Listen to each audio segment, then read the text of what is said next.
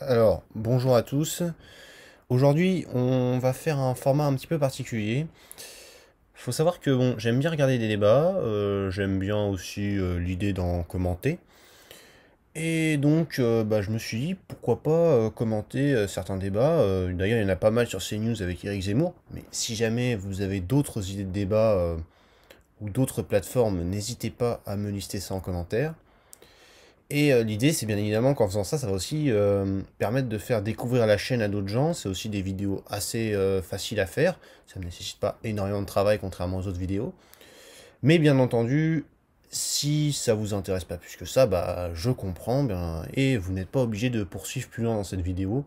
Malgré tout, euh, je vous demanderai peut-être si vous êtes cool de mettre un pouce bleu. Et éventuellement de vous abonner si vous n'êtes pas abonné.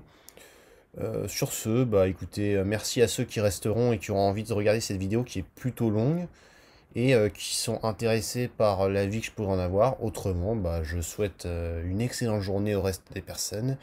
Et sur ce, je vous souhaite un excellent visionnage, bien entendu. Allez, je vous dis à tout de suite.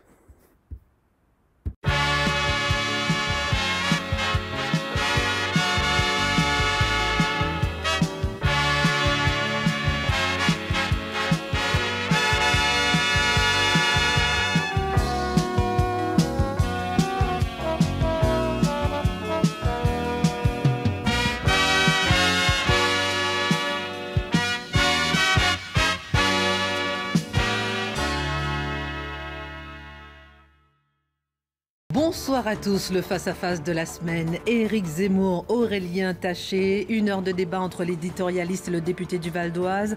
Voici le sommaire. À l'heure où les personnalités et périodes de l'histoire font polémique, faut-il commémorer le bicentenaire de Napoléon? Faut-il rendre hommage à la Commune? Faut-il dissocier histoire et mémoire? Face à notre histoire, quel récit national doit-on adopter aujourd'hui pour entretenir l'héritage de la France d'hier? Et puis, si s'approprier notre histoire par la formule « Nos ancêtres les Gaulois étaient un marqueur pour devenir français », qu'en est-il aujourd'hui? Doit-on inventer une nouvelle citoyenneté? Voilà pour le sommaire, on commence tout de suite. Bonsoir Aurélien Taché, bonsoir Éric Zemmour. Bonsoir. Aurélien Taché, vous êtes déjà venu il y a pile un an nous voir, merci beaucoup de revenir. Vous êtes député du Val d'Oise, vous êtes coprésident du parti de gauche, Les Nouveaux Démocrates, un parti politique qui a été lancé en décembre 2020, après avoir quitté l'AREM. Vous étiez auparavant au PS et vous êtes également auteur des 72 propositions pour l'intégration des étrangers il y a 3 ans, qui ont été publiées donc il y a 3 ans. Alors, on va commencer par une première partie au sein de laquelle nous allons analyser l'année 2021 à l'épreuve des commémorations. Première question. La commémoration du bicentenaire de la mort de Napoléon, le 5 mai 1821, fait polémique dans la classe politique entre les tenants d'un hommage national et ceux au contraire qui refusent que la République honore publiquement sa mémoire. Faut-il, oui ou non, rendre hommage à Napoléon Bonaparte? Moi, ce que je crois, c'est qu'il faut évidemment parler de ce bicentenaire, faire une commémoration. Il ne s'agit pas d'effacer quoi que ce soit. Moi, je ne suis pas un adepte de la cancel culture ou de l'annulation.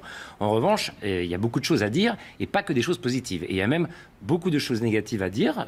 Et dans le message politique qui sera renvoyé, je pense qu'il est important de dire un certain nombre de choses. D'abord, rendre hommage à Napoléon, qui était quand même l'apôtre d'un pouvoir fort, autoritaire, dans un moment où la démocratie est assez fragile, moi, je dis prudence. Prudence parce qu'effectivement, en France, quand le culte des hommes forts se fait trop entendre, on sait parfois comment ça peut terminer. Et puis surtout, par rapport à d'autres débats très contemporains et dont on parle beaucoup en ce moment, et notamment la fameuse question du rétablissement de l'esclavage, je pense qu'il faut dire que quand Napoléon Bonaparte rétablit l'esclavage, il met aussi en place une politique extrêmement brutale qui n'avait jamais été mise en place en France avant, politique d'apartheid, où les Noirs sont exclus de la citoyenneté, où les mariages mixtes sont interdits, où les Noirs ne peuvent même plus retourner en France en métropole. Pensons au général Dumas, le père des écrivains Dumas, qui a dû demander une dérogation à Napoléon pour rester vivre à Villers-Cotterêts. Donc cette politique-là a des conséquences extrêmement importantes. Finalement, Napoléon Bonaparte, il invente l'indigénat avant la question de l'Algérie. Et ça n'est absolument pas neutre. Cette politique-là, c'est finalement nier une part d'humanité, comme disait Jean-Pascal Zadi l'autre soir au César, à bon nombre de Français. Ça entre en résonance avec beaucoup de débats actuels et je pense qu'il faut être capable de dire tout ça et de dire que la question raciale n'est pas seulement américaine, comme on voudrait nous le faire croire, mais que c'est bien dans l'histoire française aussi qu'on peut trouver des débats autour de cette question et qu'il faut pouvoir aujourd'hui dire tout cela à nos contemporains. C'est extrêmement important. Éric Zemmour. Alors, qu'on puisse tout dire, je suis bien d'accord avec vous. Il faut vraiment pouvoir tout dire et pouvoir débattre de tout. Par ailleurs, en revanche, je trouve cette polémique un peu grotesque. C'est-à-dire qu'on est là à se demander en France si on va commémorer le bicentenaire de la mort du Français le plus célèbre au monde. Ça paraît un peu dérisoire. Vous savez, même ses adversaires les plus farouches, comme les Anglais ou les Russes, l'admirent aujourd'hui. Les Coréens se battent à coups de millions de dollars pour acheter un bout de son chapeau. Et nous, on est là à dire « Ah bah peut-être qu'il a été méchant, ah bah peut-être que c'est un pouvoir fort ». Tout ça est ridicule. Ça, c'est vraiment ce que je pense profondément. En plus, ce n'est pas innocent. C'est ridicule, mais pas innocent. Pourquoi ? Parce que Napoléon incarne le moment où la France a été la plus puissante dans l'histoire, sans doute avec Louis XIV. Le moment où elle a dominé l'Europe et où elle avait une politique authentiquement mondiale. On pourrait parler pendant des heures de sa politique maritime dont on ne parle jamais. On parle toujours de ses grandes batailles continentales, mais on ne sait pas que, en fait, il avait une vision très maritime et qu'il a réalisé, en fait, le rêve de Colbert d'avoir une politique mondiale, etc. Et vous allez voir que c'est un lien avec ce que vous dites sur l'esclavage, etc. Donc, je pense que ce n'est pas un hasard parce que je pense qu'il y a des forces très puissantes depuis des décennies qui veulent détruire dans le cœur et dans l'esprit des jeunes Français. Ah, les fameux lobbies LGBT, on y arrive, attention. Tout ce qui a trait à la grandeur de la France. Et donc Napoléon incarne la grandeur de la France. Et il l'incarne, et c'est pour ça qu'on veut salir sa mémoire. Maintenant, vous parlez de le rétablissement de l'esclavage comme si c'était un sujet fondamental dans l'histoire de Napoléon. Ce n'est pas, pardonnez-moi, hein, mais c'est vraiment quelque chose de dérisoire pour Napoléon. C'est-à-dire que l'essentiel est ailleurs pour lui. Il a un gros problème, et vous le savez très bien.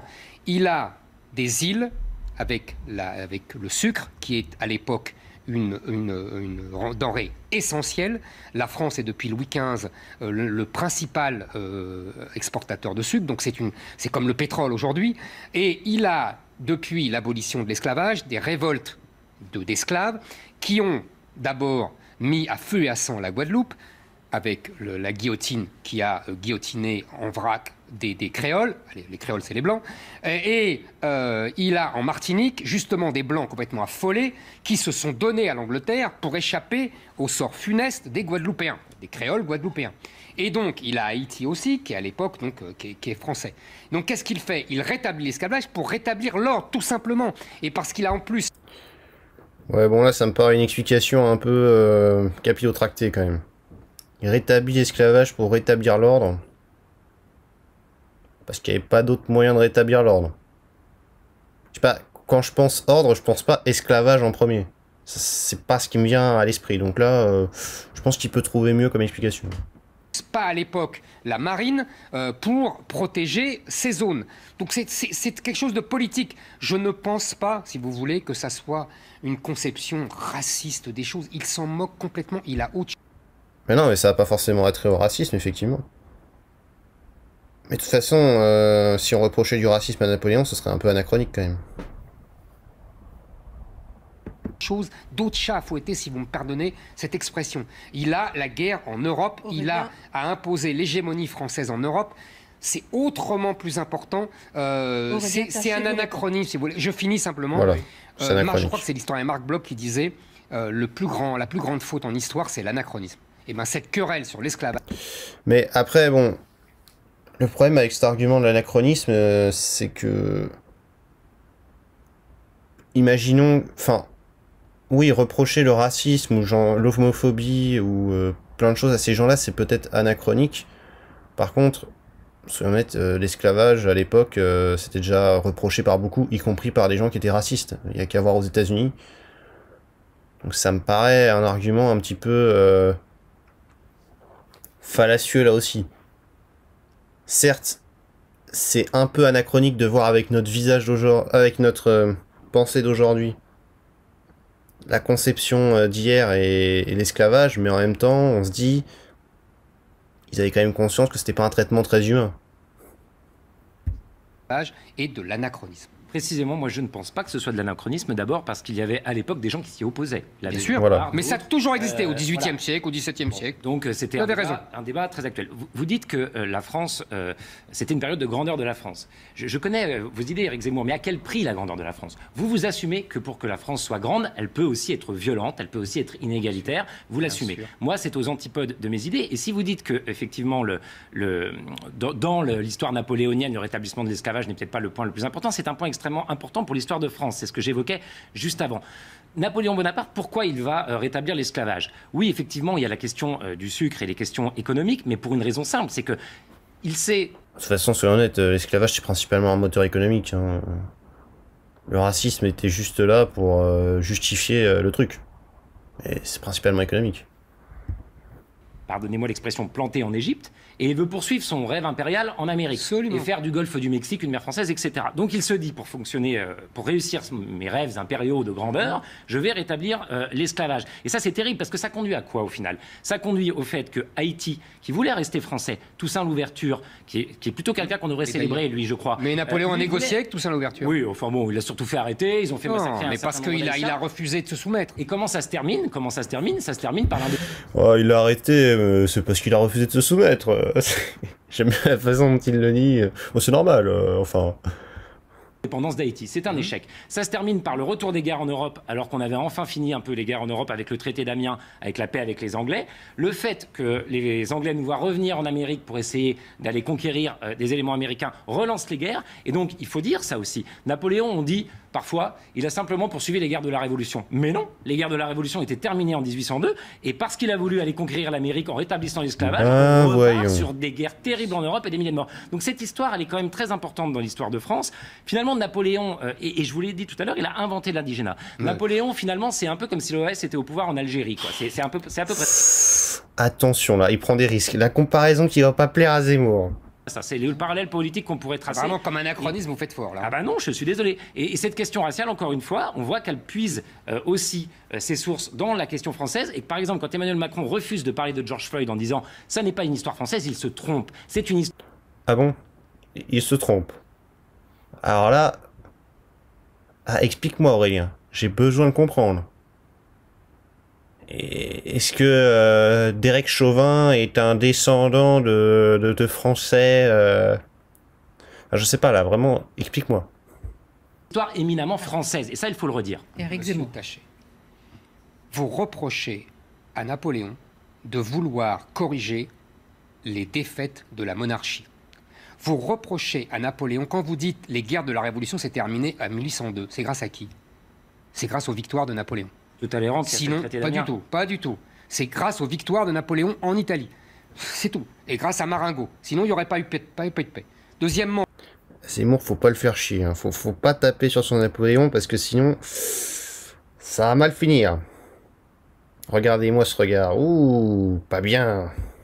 Pourquoi il veut une politique mondiale? Tout simplement parce que l'Angleterre nous a vaincus avec le traité de Paris en 1763. Il s'agit d'une opposition d'hégémonie mondiale. C'est exactement comme aujourd'hui entre les États-Unis et la Chine. Alors vous, évidemment, vous nous dites « Ah, bah, on aurait mieux fait de se coucher et de continuer tranquille, on avait perdu contre les Anglais, il n'y avait pas besoin de prendre sa revanche. » Moi, je ne suis pas d'accord avec vous. Je pense que la France mérite et mériterait une politique mondiale et Enfin, est-ce qu'il y a besoin de prendre sa revanche pour avoir une politique mondiale?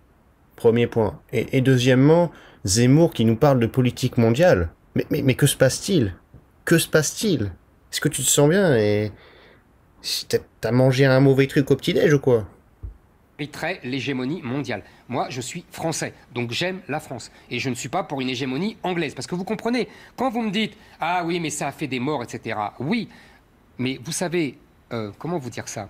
Sioran a une très jolie phrase. Il dit « Tant qu'un pays, tant qu'un peuple, tant qu'une nation a conscience de sa supériorité, elle est féroce et respectée. Dès qu'elle ne l'a plus, elle s'humanise mais ne compte plus. » Ah, les fameuses citations de Zemmour. Bon, en vrai, c'est bien d'avoir des citations, mais ça fait un peu argument d'autorité sur les bords. Genre, un mec a dit ça, prenez-le comme tel, c'est la vérité. Pas forcément.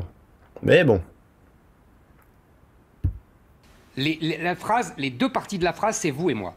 Vous êtes la deuxième partie de la phrase, je suis la première. Alors vous pouvez me reprocher ma brutalité. Oh là là, attention, il balance les petites punchlines là. Mais moi, au moins, la France était respectée et crainte. Vous, avec votre... Est-ce qu'on peut ne pas être respecté sans être craint? Enfin, je sais pas, je pose la question, quoi. humanisme, la France ne compte plus. C'est un choix dans la vie, c'est un choix dans l'histoire. Mais qu'est-ce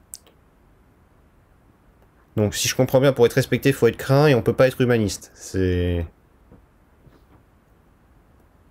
un peu complexe, la vision de Zemmour, là. Quand on aime la France, j'aime la France aussi, on veut le bonheur de son peuple. Qu'est-ce qui amène le bonheur des Français? Est-ce que c'est d'essayer de bâtir une politique intérieure comme extérieure d'ailleurs, qui soit humaniste, qui soit basée sur la paix, la tolérance, la démocratie? Ou est-ce que c'est les rêves de grandeur, y compris qui doivent passer par la violence, la guerre, et qui n'amènent que misère et chaos au peuple? Bon, là où Taché devient caricatural aussi, c'est est-ce que les rêves de grandeur amènent forcément au chaos et à la fin du monde et à la catastrophe, à la souffrance? Je sais pas, on peut très bien avoir un rêve de grandeur qui est que, justement, humaniste, j'en sais rien, mais bon, que la France, voilà, amène, par exemple, la démocratie, les droits de l'homme à la terre entière. Ça peut très bien être un rêve de grandeur, ça. Parce que c'est quand même exactement ce qui s'est passé sous la période napoléonienne. Et donc ça, effectivement, moi j'assume parfaitement de refuser l'ensauvagement du monde, parce que c'était ce que Césaire appelait l'ensauvagement du monde, l'impérialisme. Mais si vous refusez de combattre... Et en vous inscrivant là-dedans, vous êtes un sauvage. Si vous refusez... Bon, après, c'est un peu une phrase de bisounours, quoi. Je refuse l'ensauvagement du monde, genre, on dirait une phrase de Miss France. Moi, je suis pour qu'il n'y ait plus de pauvreté et plus de violence. Oui, d'accord. Enfin, qu'est-ce que tu fais face à un ennemi menaçant qui, justement, veut mettre fin à ton rêve humaniste et à ton rêve de pacification? Est-ce que tu le combats? Est-ce que tu le laisses faire, tu vois? Ça, c'est un débat intéressant. Vous refusez de combattre, donc vous vous soumettez, monsieur Taché. Et donc vous vous soumettez à l'époque à la puissance anglaise et désormais à d'autres hégémonies. Il faut choisir dans la vie. Bah voilà, bon, Zemmour a résumé le truc. Sauf que bon, quelles autres hégémonies, quoi? Faut que tu les définisses. Est-ce qu'on accepte de combattre pour sa liberté et pour son indépendance, ou est-ce qu'on se soumet au plus fort? Vous vous soumettez au plus fort. C'est un choix, mais c'est un choix qu'on connaît dans l'histoire de France. Il y en a toujours eu.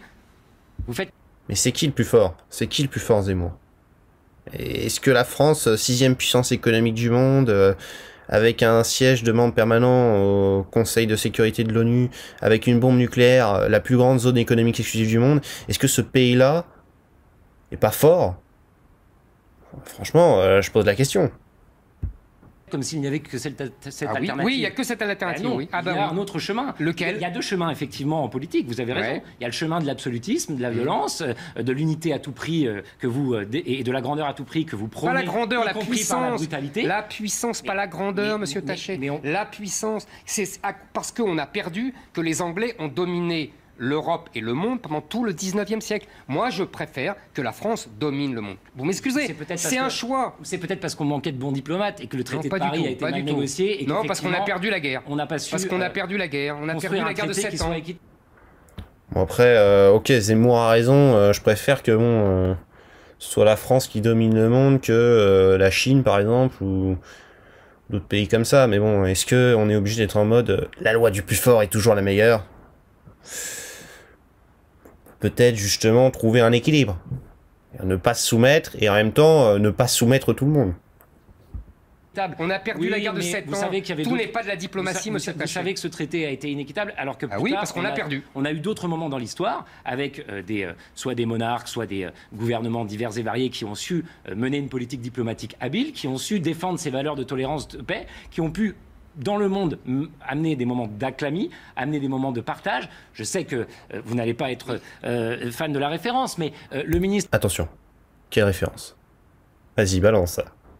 De Napoléon Talleyrand était bien plus malin. Talleyrand est un traître. Lui pensait à l'équilibre européen, lui savait... Oh, Zemmour, Talleyrand est un traître. Non, arrête. Ne tape pas sur Talleyrand, Zemmour. Je t'en prie. Que si la France voulait absolument conquérir ses voisins, nous serions en guerre perpétuelle. Monsieur Taché, Talleyrand est un traître. C'est Talleyrand qui a poussé le tsar et l'empereur d'Autriche et le roi de Prusse à se révolter contre Napoléon. Talleyrand aurait dû être fusillé. Pas du tout. Talleyrand aurait dû être fusillé. Talleyrand est un traître à la France, parce que c'est la France qui a été dominée par l'Angleterre. Seulement, je vous rappelle que Bon, là où je trouve Zemmour caricatural, c'est quoi la France? La France, c'est Napoléon. La France, c'est un seul homme. Je sais pas si l'argument de Taché est valable, que Talleyrand, il a fait ça, il aurait trahi, entre guillemets, Napoléon pour sauver la France. Mais globalement, j'ai un peu l'impression que Zemmour, il est en mode, genre, France égale Napoléon égale trahir France. Non. Napoléon est un personnage admirable par beaucoup d'aspects, mais c'est pas la France. C'est Napoléon. Talleyrand était acheté par l'Angleterre. Ceci explique peut-être cela.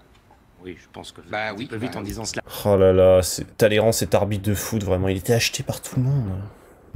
Mais enfin... Que répondez-vous à Éric Zemmour lorsqu'il vous dit que pour lui, Napoléon, justement, le rétablissement de l'esclavage était dérisoire par rapport à tout son parcours et sa vision et sa grandeur et sa vision de la France? D'ailleurs, je peux dire un mot, monsieur Taché, avant que vous répondiez?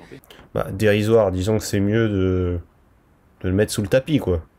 Il vaut mieux voir ce qui est plus agréable chez Napoléon que ça. Quand il est revenu pour les 100 jours en mars 1815, il a interdit la traite des Noirs. Donc c'était un petit peu par opportunisme et sous l'influence d'un libéral comme Benjamin Constant, qui n'est pas un de vos amis politiques. Mais ça fait rien. Quelqu'un qui prend la paix. Il a rallié Napoléon. Moi, tout me va quand on rallie Napoléon. Très bien, c'était un peu... Peut-être qu'Éric Zemmour... Et c'était un grand esprit, Benjamin Constant. Oui. Un très bon écrivain. Un grand écrivain. Alors, répondez à Éric Zemmour dans le fait où, effectivement, est-ce que c'est dérisoire? Il dit que c'est dérisoire. Et puis aussi, répondez aussi au fait que ce 1815, pourquoi est-ce qu'il est souvent occulté? D'accord. Moi, je ne peux pas considérer que ce soit dérisoire parce que, comme je viens de le dire, encore une fois, ce rétablissement de l'esclavage, il a une visée. Il a une visée que la France aille conquérir l'Amérique. Ce qui, mais parce qu'on l'a perdu, monsieur Taché. On repart en guerre avec les Anglais et que ça conduit à toutes les grandes guerres qui vont suivre pendant 12 ans avec toutes les dizaines de milliers de morts pour la France. Ben voyons, monsieur Taché, ben voyons.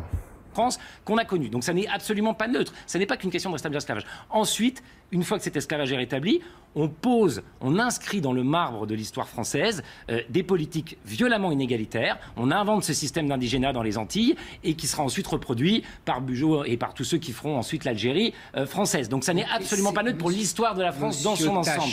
Véritablement.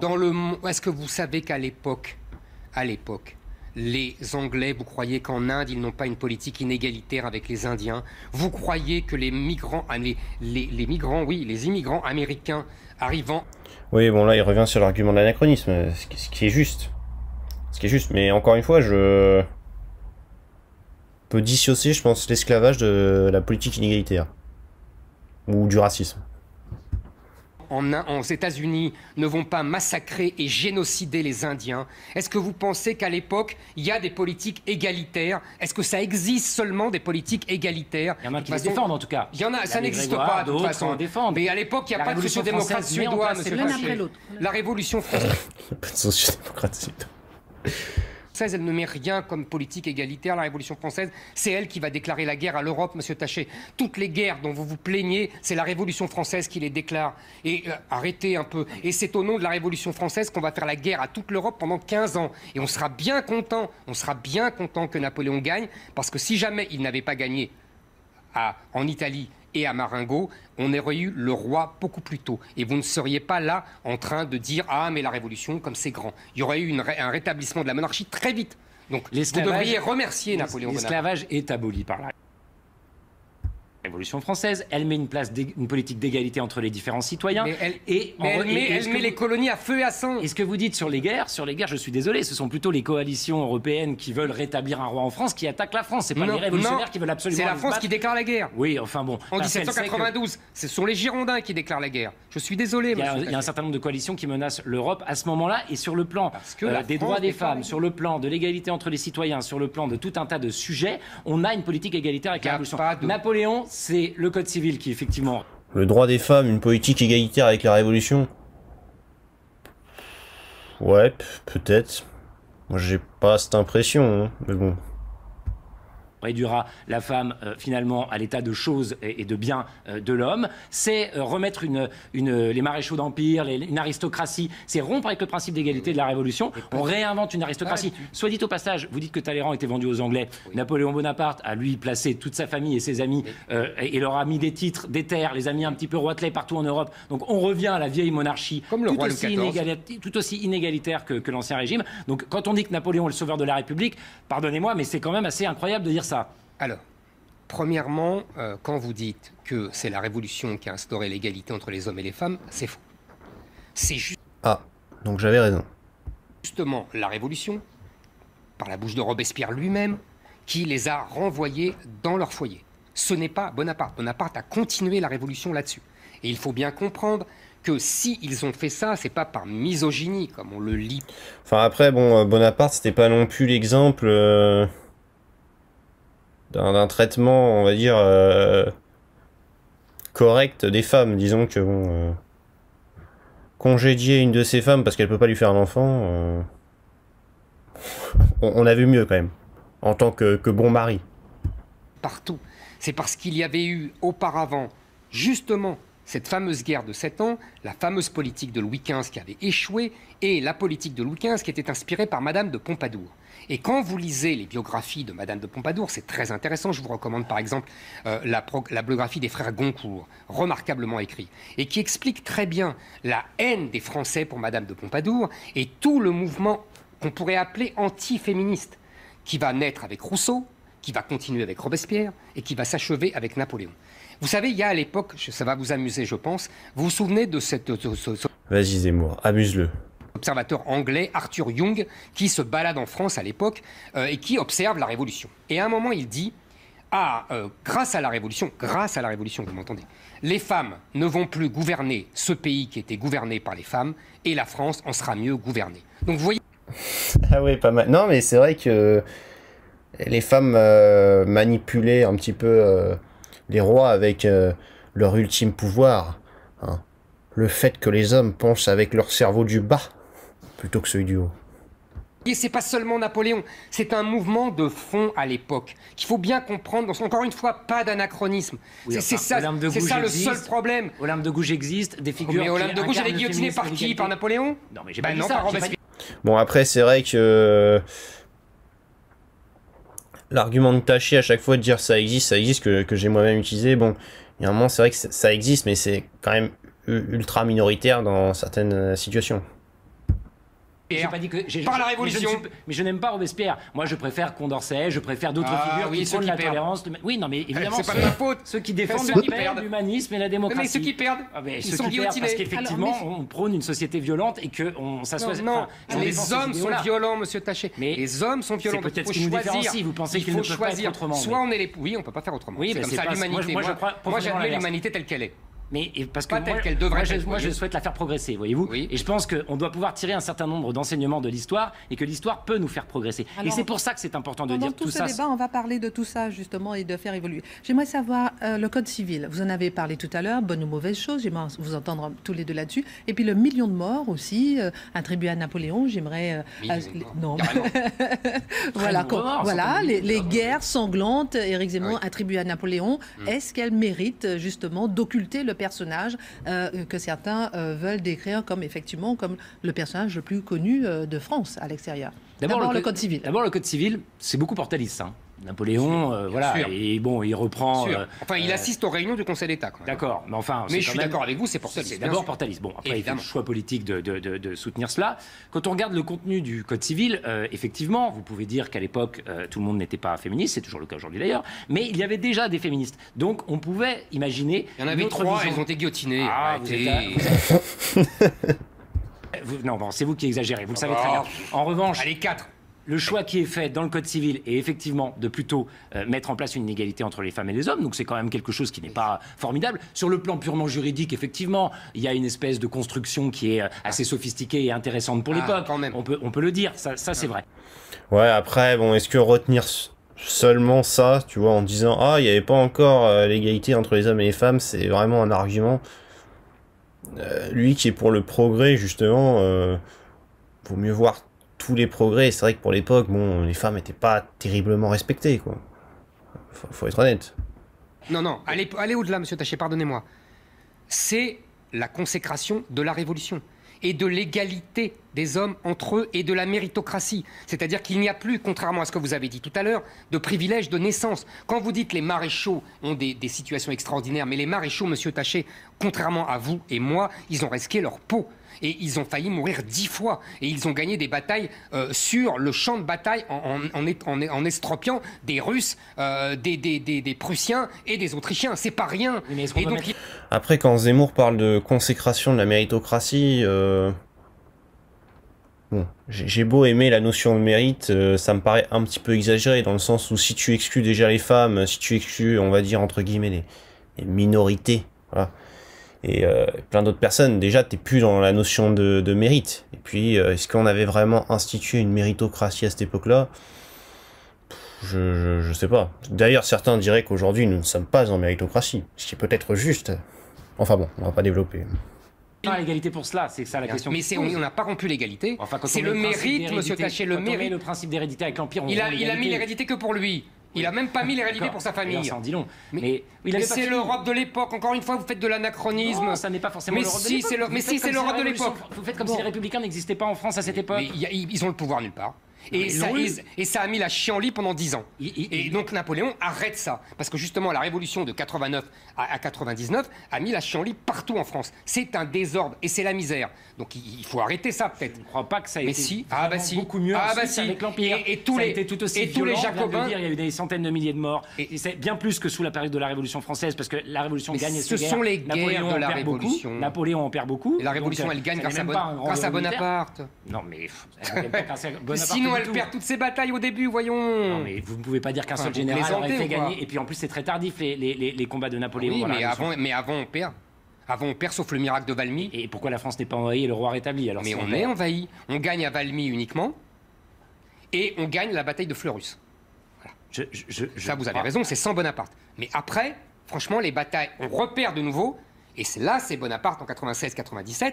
Même les batailles sur le Rhin sont perdues. Et heureusement que Bonaparte à l'époque, gagne les batailles sur l'Italie. Ça n'est qu'un général à l'époque. Politiquement, il ne décide pas. Donc c'est bien là. Napoléon Bonaparte à l'époque. Pourquoi il s'appelait pas Napoléon? Oui, certes, son nom de famille c'est Bonaparte, mais... Enfin, je sais pas. La Révolution et les armées révolutionnaires qui gagnent ces batailles. Pas donc quand c'est Bonaparte qui gagne, c'est la Révolution qui gagne. Et quand c'est Napoléon qui perd, c'est Napoléon. Il n'est pas chef de l'État, il est simple général. Aurélien Taché, il est piètre militaire, pauvre stratège selon vous, Napoléon? En tout cas, on lui attribue là aussi beaucoup c'est pas lui non plus, ça. De mérite. Et non, mais je veux dire, il a aussi eu des défaites absolument cuisantes. Et d'ailleurs, ça se termine très mal, comme on le sait. Donc bon, moi je ne pense pas que toute l'Europe contre lui, monsieur Taché. Oui, il y a une raison. Pendant 10 ans. Il y a une raison, c'est qu'il ne cesse de vouloir envahir tout le monde et de vouloir imposer une Europe totalement française. Je sais que une Europe française. Je sais que vous confondez la France et l'Europe, Éric Zemmour. Pas du tout. Moi, je suis pour une Europe française. Non, vous êtes pour une France impérialiste. Absolument. Qui s'étend sur tous les pays d'Europe. Oui, mais ça, c'est. Mais c'était la France. Putain, Zemmour est pour l'Europe? Mais non. Mais non.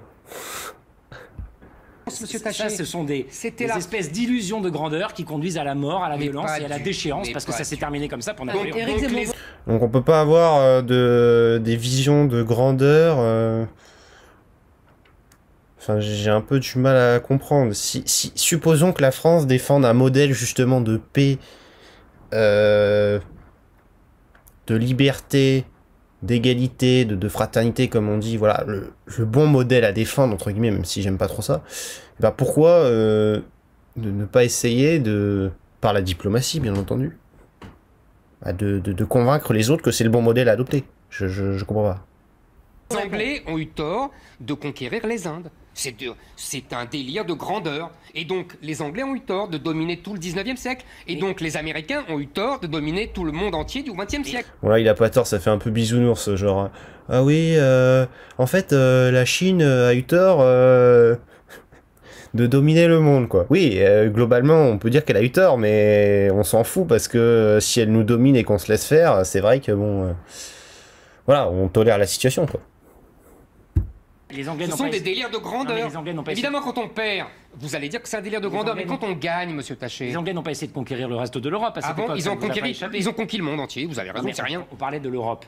Mais l'Europe, Évidemment, ils étaient ont beaucoup été- plus malins, les Anglais. Ils ont réussi à Ce faire sont quelques les conquêtes sur Anglais des qui armées plus montent. faibles. Ce Le sont Napoléon. les Anglais qui montent les uns contre les autres. C'est la technique anglaise depuis 8 siècles. Et ils ont réussi contre Louis XIV à monter toute l'Europe contre Louis XIV.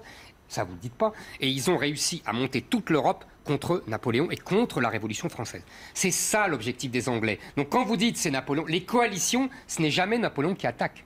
Sauf 1812, la Russie. Et c'est une erreur. En 18 Après, petite réflexion, mais je trouve ça globalement bizarre que Zemmour défende une...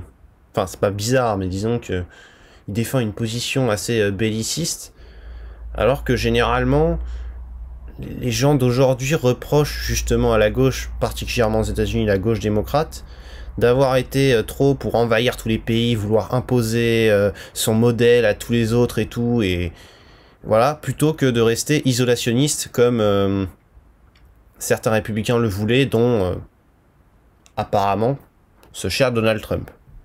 Donc c'est vrai que c'est bizarre, là il y a une position en mode non mais bordel, moi je veux tout conquérir et je veux que le monde devienne la France. Ça fait pas très droite souverainiste justement. 1802, après Amiens, la Oui. paix est Et installée qui avec déclare les la Anglais guerre en Europe. Qui déclare la guerre Mais après Après que Napoléon Bonaparte ait essayé, après avoir rétabli l'esclavage, d'aller Pas conquérir du- l'Amérique. mais pas D'ailleurs, du il n'y arrive tout. pas parce qu'il perd Ce la sont Louisiane. les terres françaises. Il perd absolument tout Ce là-bas, sont des Haïti, la terres Louisiane. Et donc françaises. non, les défaites de Napoléon Ce sont en des plus terres manifestes. françaises. Bon, Aurélien Taché, faut-il commémorer Napoléon, oui ou non? Commémorer pour discuter de ce que nous sommes en train de faire ici, mais pas le célébrer. D'accord. Et Éric Zemmour, vous êtes absolument d'accord. Alors, on a vu Ah, justement... pas du tout, pas du tout. Il faut Pour- le pour commémorer, le célébrer. Oui. Je vous répète, c'est le plus grand Français. Pour moi, c'est le plus grand personnage de l'histoire de France. Et c'est le Français le plus admiré dans le monde. Je ne peux pas dire mieux. Alors, C'est plus normal, que vu Louis les XIV idées selon que vous vous? défendez. Ah non, c'est Plus dans que le Louis monde entier. XIV, Éric Zemmour? Plus que Louis XIV, bien sûr. Alors, Oui, l'attaché, il est de mauvaise foi. C'est normal, c'est les idées que vous défendez. Non, Napoléon est objectivement la personnalité française la plus connue et reconnue dans le monde, quoi. Et, enfin, objectivement, tout le monde connaît Napoléon et il a amené un peu une image de grandeur à la France. Voilà, il a incarné quelque chose. Là où c'est vrai que on peut dire la République c'est très bien, mais la République n'a globalement pas été incarnée par quelque chose vu qu'il y avait personne, aucune figure tutélaire à sa tête. Il y avait juste des représentants. On pourrait dire qu'il y avait Robespierre, quoi. Mais Robespierre, c'est peut-être bon, un mauvais exemple de bon représentant, quoi. messieurs, Louis maintenant qu'on XIV, a il est vu... né roi. Bonaparte, il est né rien. Alors, Oui, voilà, ça fait un peu méritocratie pour Zemmour, quoi. C'est genre, le mec est sorti de nulle part et il aurait pu d'ailleurs ne pas être français. Et pourtant, il a gravi les échelons de l'État en étant reconnu par tout le monde, quoi. C'est vrai que c'est un parcours assez impressionnant. On peut lui reconnaître. Ah, quand même. quand même, au moins un petit Oui. point d'accord. Alors, on a vu la Petit. personnalité ou les personnalités qui peuvent faire polémique et il y a des périodes qui font polémique. On va parler de la Commune. Faut-il commémorer la Commune, les 150 ans? Oui, non? Moi, je dis que oui, évidemment que oui. Et justement, c'est ce que je disais aussi au départ, dans ce moment où, encore une fois, la démocratie vacille, les gens doutent, les Français regardent et commencent à se dire, est-ce que finalement ce régime démocratique... Excusez-moi, ou- en fonction des périodes. Alors là où bon, je vais un peu faire mon mec un tantinet voilà pointilleux, mais Aurélien, on n'est pas en démocratie, d'accord? Alors certains vont me dire mon Dieu, mais tu es de gauche. Je fais non, on n'est pas en démocratie. On est d'après l'article 1 en République démocratique. Le terme est clair, c'est pas la même chose. Alors certains vont me dire oui, on a confondu un petit peu les deux et tout, c'est un peu la même chose. Je comprends ce qu'ils veulent dire, mais dans le terme, c'est pas la même chose. Une république démocratique, c'est pas la même chose qu'une démocratie. Mais bon, de toute façon, c'est bizarre qu'il invoque cet argument de la démocratie, parce que Zemmour aussi se revendique de la démocratie. Donc. De la démocratie, on commémore ou pas? Bah, selon en tout vous, cas, moi c'est je ça. pense que... Moi je suis un démocrate. Hein, contrairement à Éric Zemmour, je suis un démocrate, un humaniste. Voilà, contrairement à Éric Zemmour. Et non, on sait très bien que Zemmour, il défend l'idée démocrate, alors pas la même que la tienne, mais en tout cas, il défend une idée où, voilà, c'est le peuple qui est absolument souverain et qui prend toutes les décisions, qui est peut-être pas la tienne, puisque toi, visiblement, tu as une idée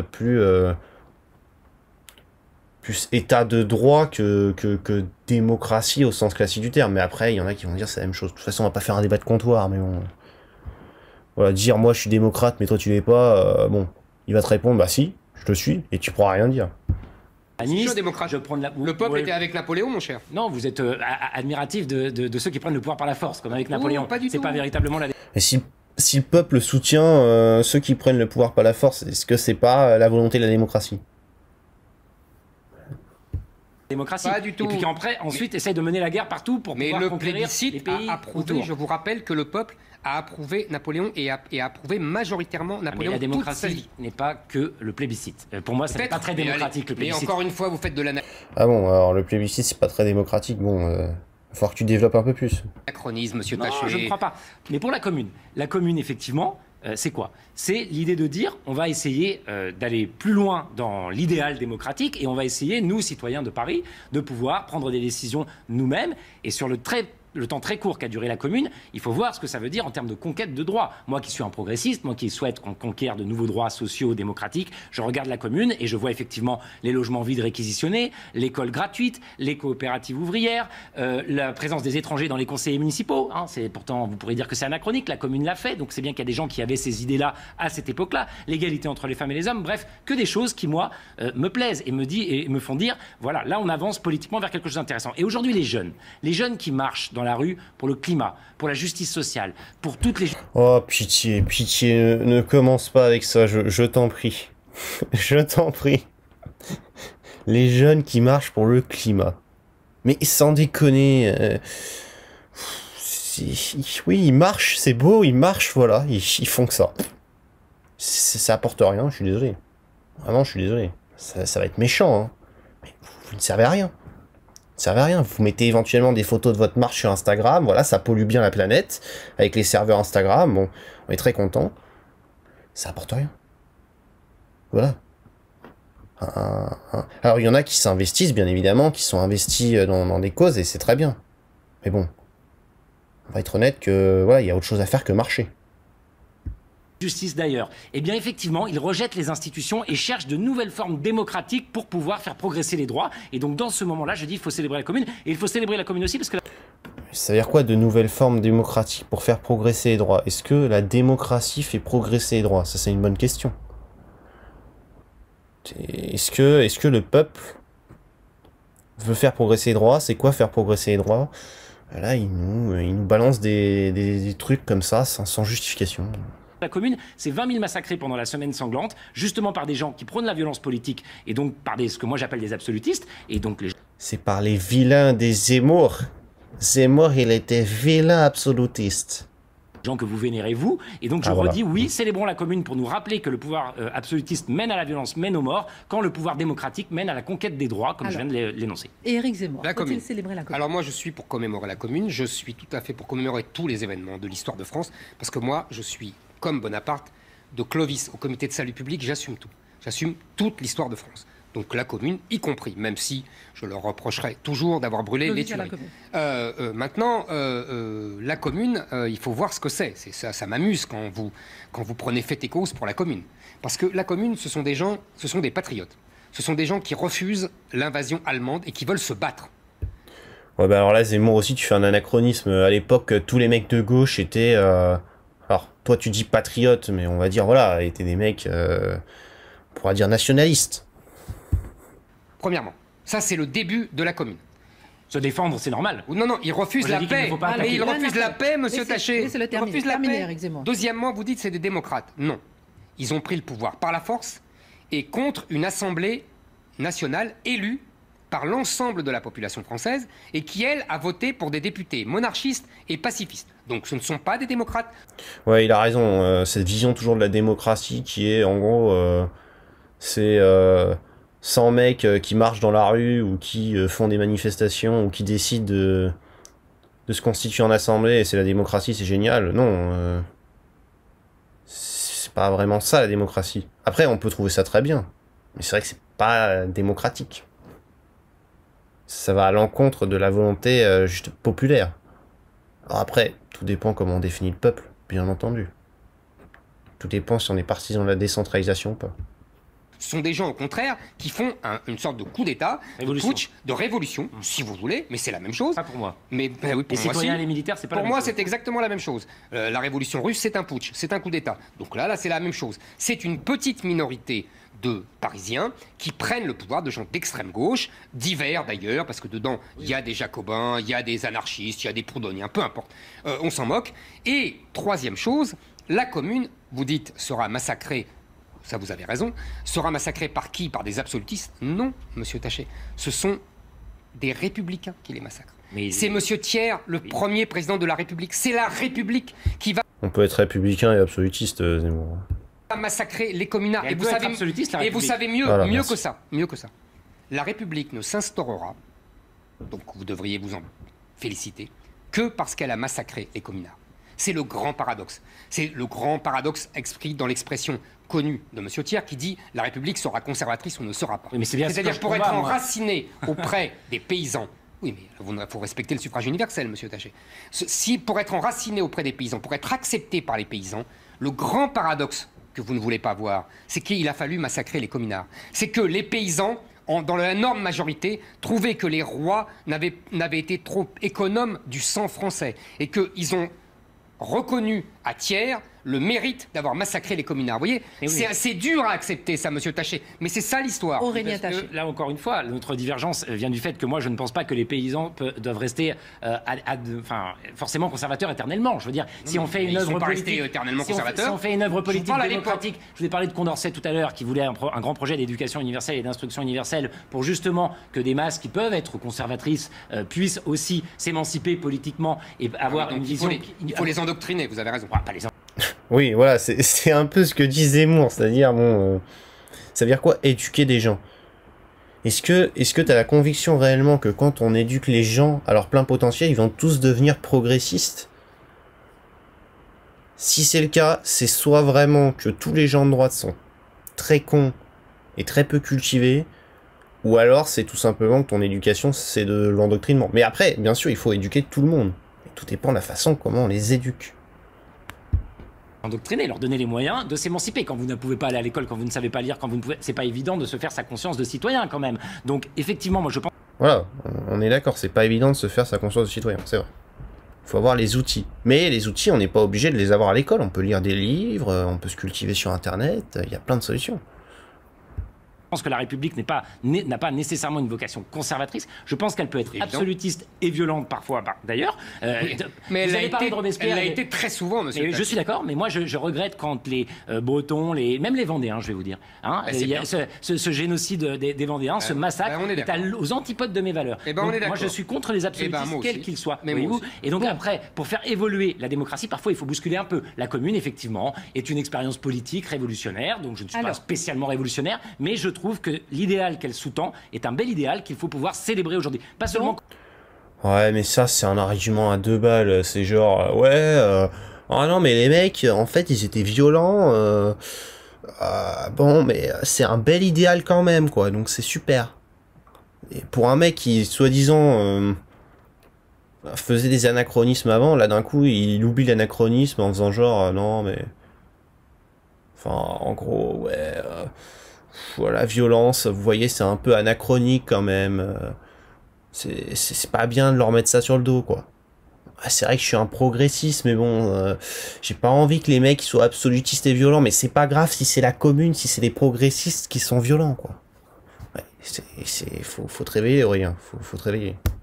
Commémorer, célébrer, parce que c'est ça aussi. Est-ce qu'on commémore, est-ce qu'on célèbre, est-ce qu'on met de la politique dans la mémoire? Moi je crois qu'il faut, mais il faut assumer de faire des choix. Et quand j'entends parfois le pouvoir actuel célébrer un peu tout et n'importe quoi et des choses parfaitement contradictoires, je me dis qu'effectivement, il y a un enjeu de repolitiser ces questions. Vous n'avez pas répondu sur la République qui a réprimé la commune.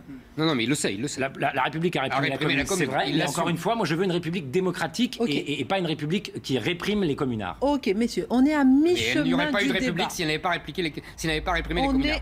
C'est la démocratie qui m'intéresse, moi. Oui, mais vous arrivez après la bataille. Plus que la République. Oui, mais monsieur Taché, il y a une bataille avant.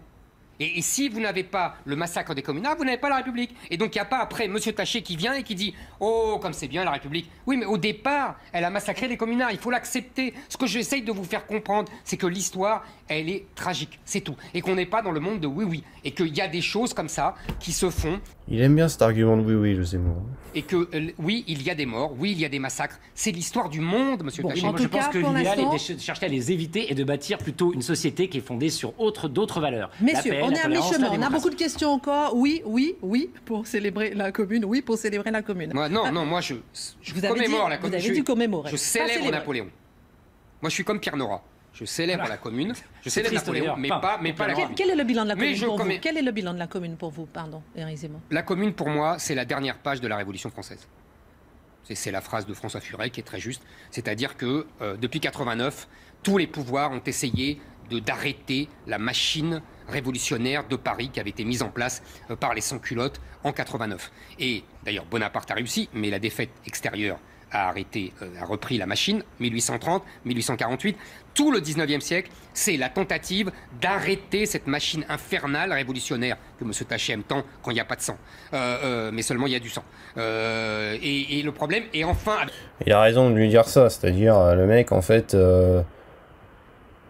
Ouais, quand les progressistes c'est bien, mais bon, s'il y a du sang, bon, c'est vrai que c'est pas très bien, mais ça reste progressiste quoi. C'est mieux que du sang conservateur, on s'en fout, c'est la même chose. Les mecs sont violents.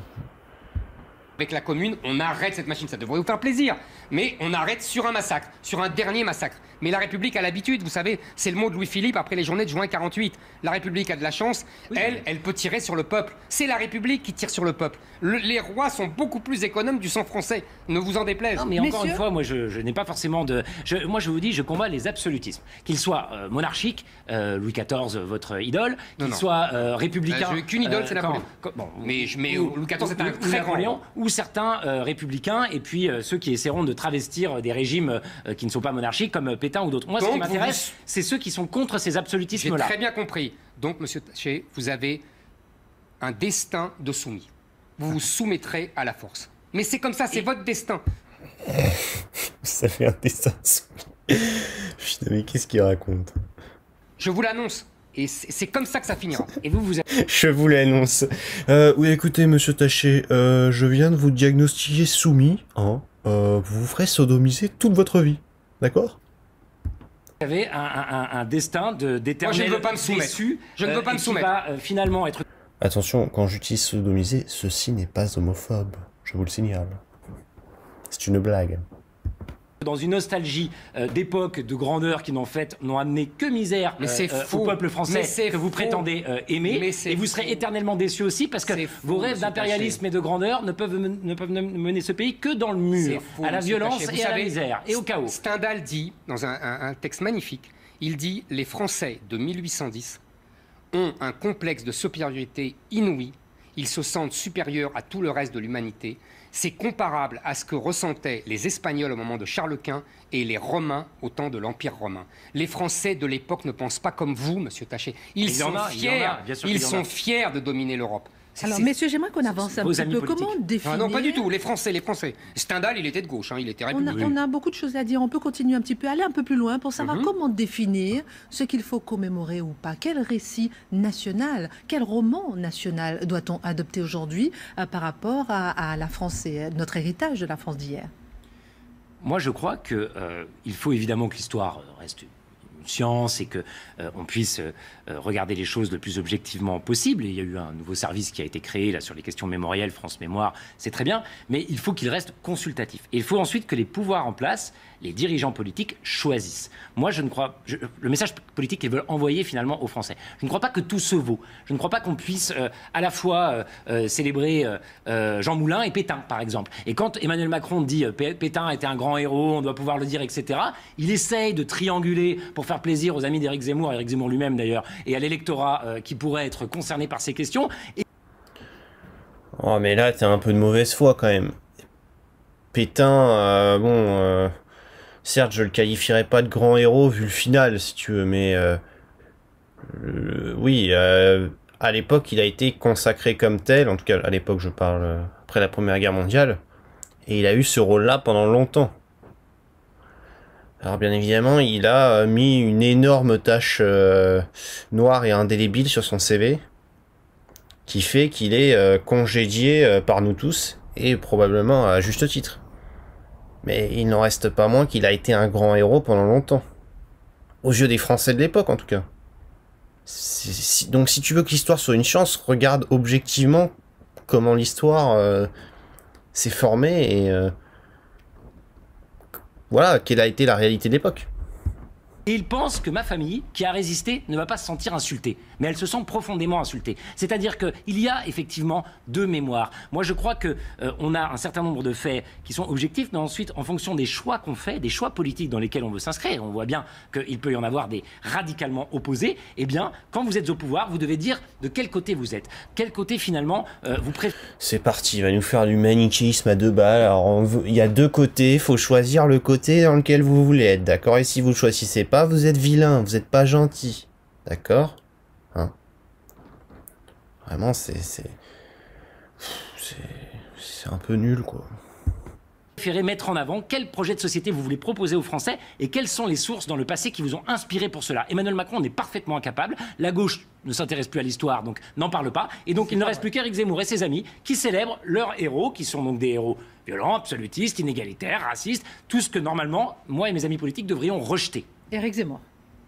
Oui, mais t'as raison sur le fait que la gauche est nulle en histoire, mais elle est nulle sur plein de plans aussi, hein, il faut le dire. Niveau communication, ça devient pas terrible, quoi. Alors, il y en a qui commencent à faire le travail un peu sur YouTube quand même, il faut leur reconnaître ça. Mais en dehors de ça, c'est pas incroyable, quoi. C'est pas des représentants génialissimes. Bon, alors, oui, il faut évidemment l'histoire et comment vous dire, le cœur de la France. C'est-à-dire que si on oublie son histoire, il n'y a plus de France, parce que la France n'est ni une race, ni une langue même, puisque pendant longtemps il y a eu beaucoup de langues régionales, dites patois, ni une ethnie, ni rien du tout. Ça repose sur une histoire. C'est une histoire qui nous unit. Bon, ça, c'est une première chose. Donc, évidemment, Ouais, là je suis pas très convaincu, Zemmour. Il me faudrait pas mal de temps pour développer ça, si tu veux. Je peux pas le développer comme ça, mais dire simplement la France, c'est une histoire, c'est rien d'autre. Ouais, c'est vite dit. Hein. Il faut une histoire de France. Je ne dis pas qui passe son temps à glorifier uniquement les hauts faits de la France et qui cache les défaites, etc. Non, je ne suis pas du tout pour ça.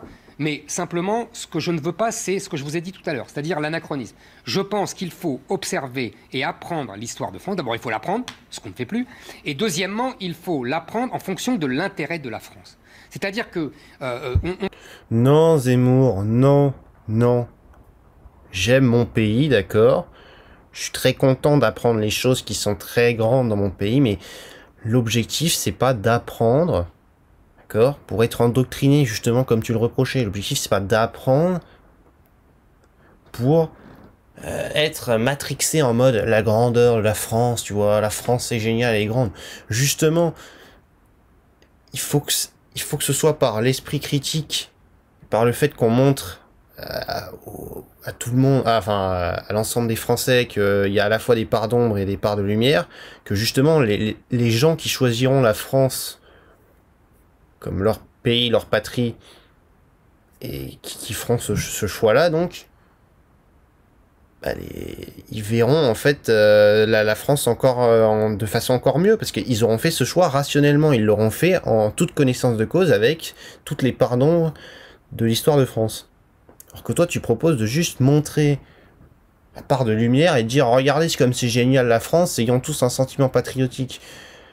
Ce qui est très bien. Mais ça, ça apprend pas l'esprit critique.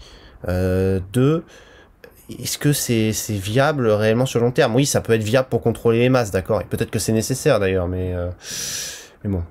Je crois qu'il faut apprendre l'histoire de façon critique. Voilà. Pas donner d'orientation idéologique. C'est mon point de vue en tout cas. On voit beaucoup mieux quand on juge par rapport à l'intérêt de la France et non pas, et c'est là notre désaccord premier, par rapport à des principes supérieurs. Vous voyez ? C'est ça notre désaccord. Moi, je vois l'intérêt de la France. Je ne vois pas les droits de l'homme, la morale, l'égalité. C'est ce qui est dommage. Moi, pour moi... Non mais arrêtons de voir l'histoire sous un prisme, arrêtons. Peu importe, le prisme n'est pas de dire « Ah, tel pays a fait ça à cause des droits de l'homme » ou enfin, tel pays, je sais pas, enfin on s'en fout de toute façon en fait. Arrêtons de voir l'histoire sous un prisme, analysons-la, c'est tout. Avec objectivité et limite froideur parfois. Il n'y a pas de raison qu'on soit là à pleurer à chaudes larmes à chaque fois qu'on aborde un sujet en cours. L'important, c'est la France. Et parce que les autres ne voient pas les principes. Ou alors ils s'habillent de principes pour mieux nous dominer. C'est toujours la même chose. Ou on est dominant, ou on est dominé, monsieur Taché.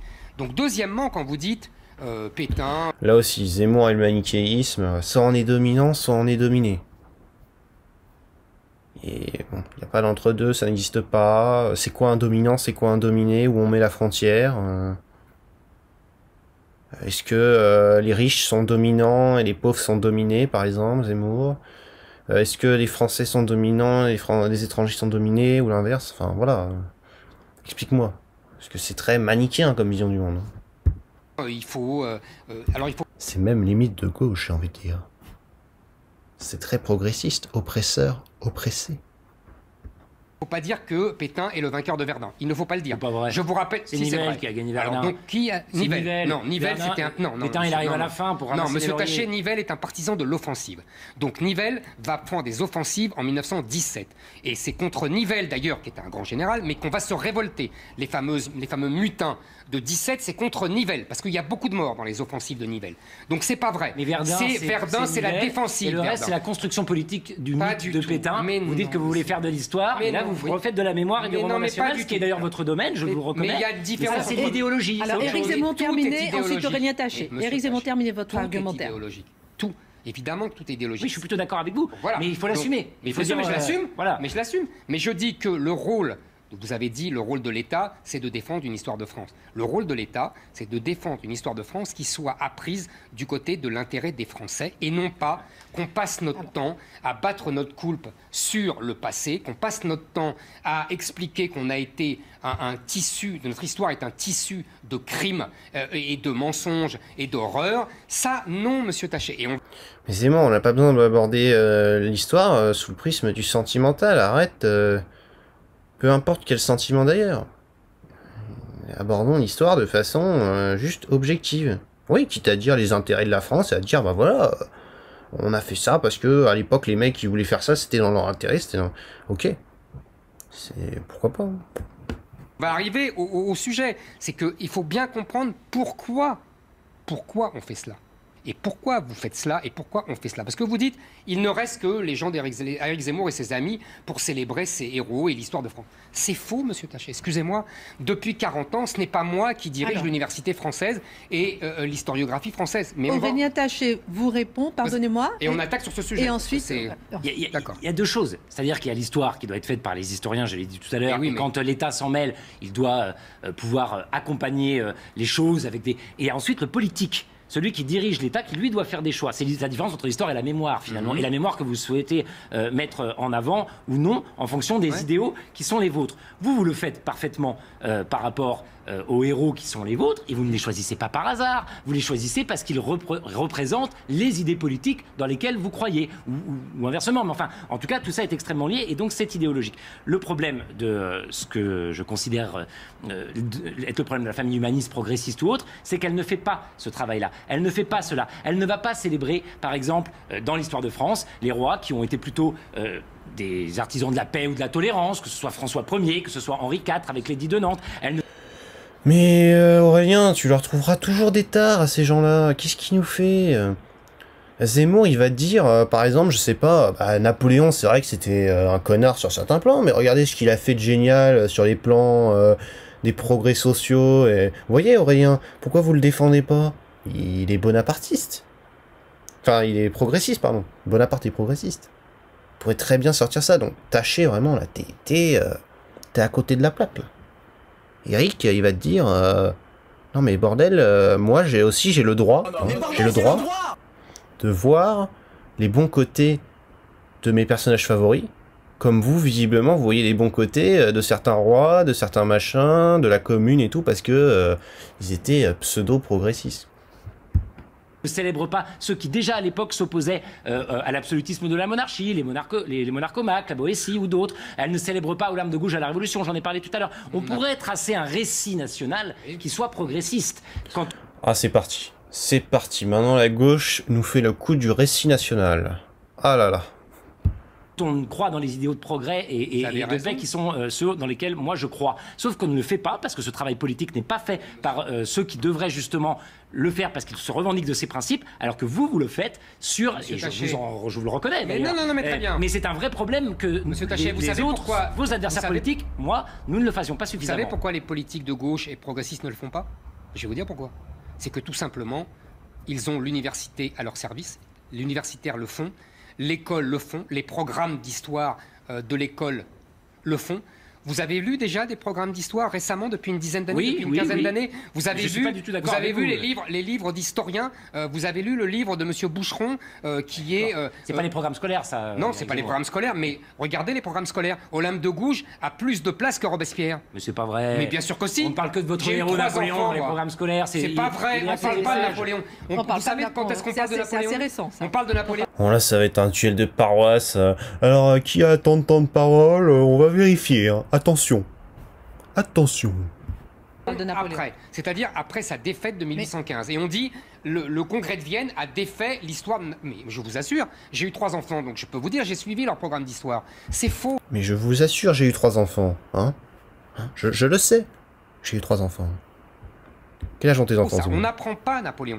Et Olympe de Gouges a le droit à 2 pages. Alors qu'elle ne doit pas lire les mêmes manuels. Alors que dans l'histoire de la Révolution, monsieur Taché, c'est une invention, Olympe de Gouges. Je ne veux pas dire qu'elle n'a pas existé, comprenez-moi bien. Elle a existé. Mais à l'époque, tout le monde s'en fout d'Olympe de Gouges. C'est une réinvention en 1900, dans les années 70, par Benoît de Groot, qui est allé chercher Olympe de Gouges pour la remettre sur le pavois et pour dire il y a des héroïnes féminines. C'est tout. Mais Olympe de Gouges, Robespierre ne sait même pas qu'il la guillotine. Il s'en moque complètement. Politique d'un roman national, sauf qu'il pourrait y en avoir un autre. Mais oui.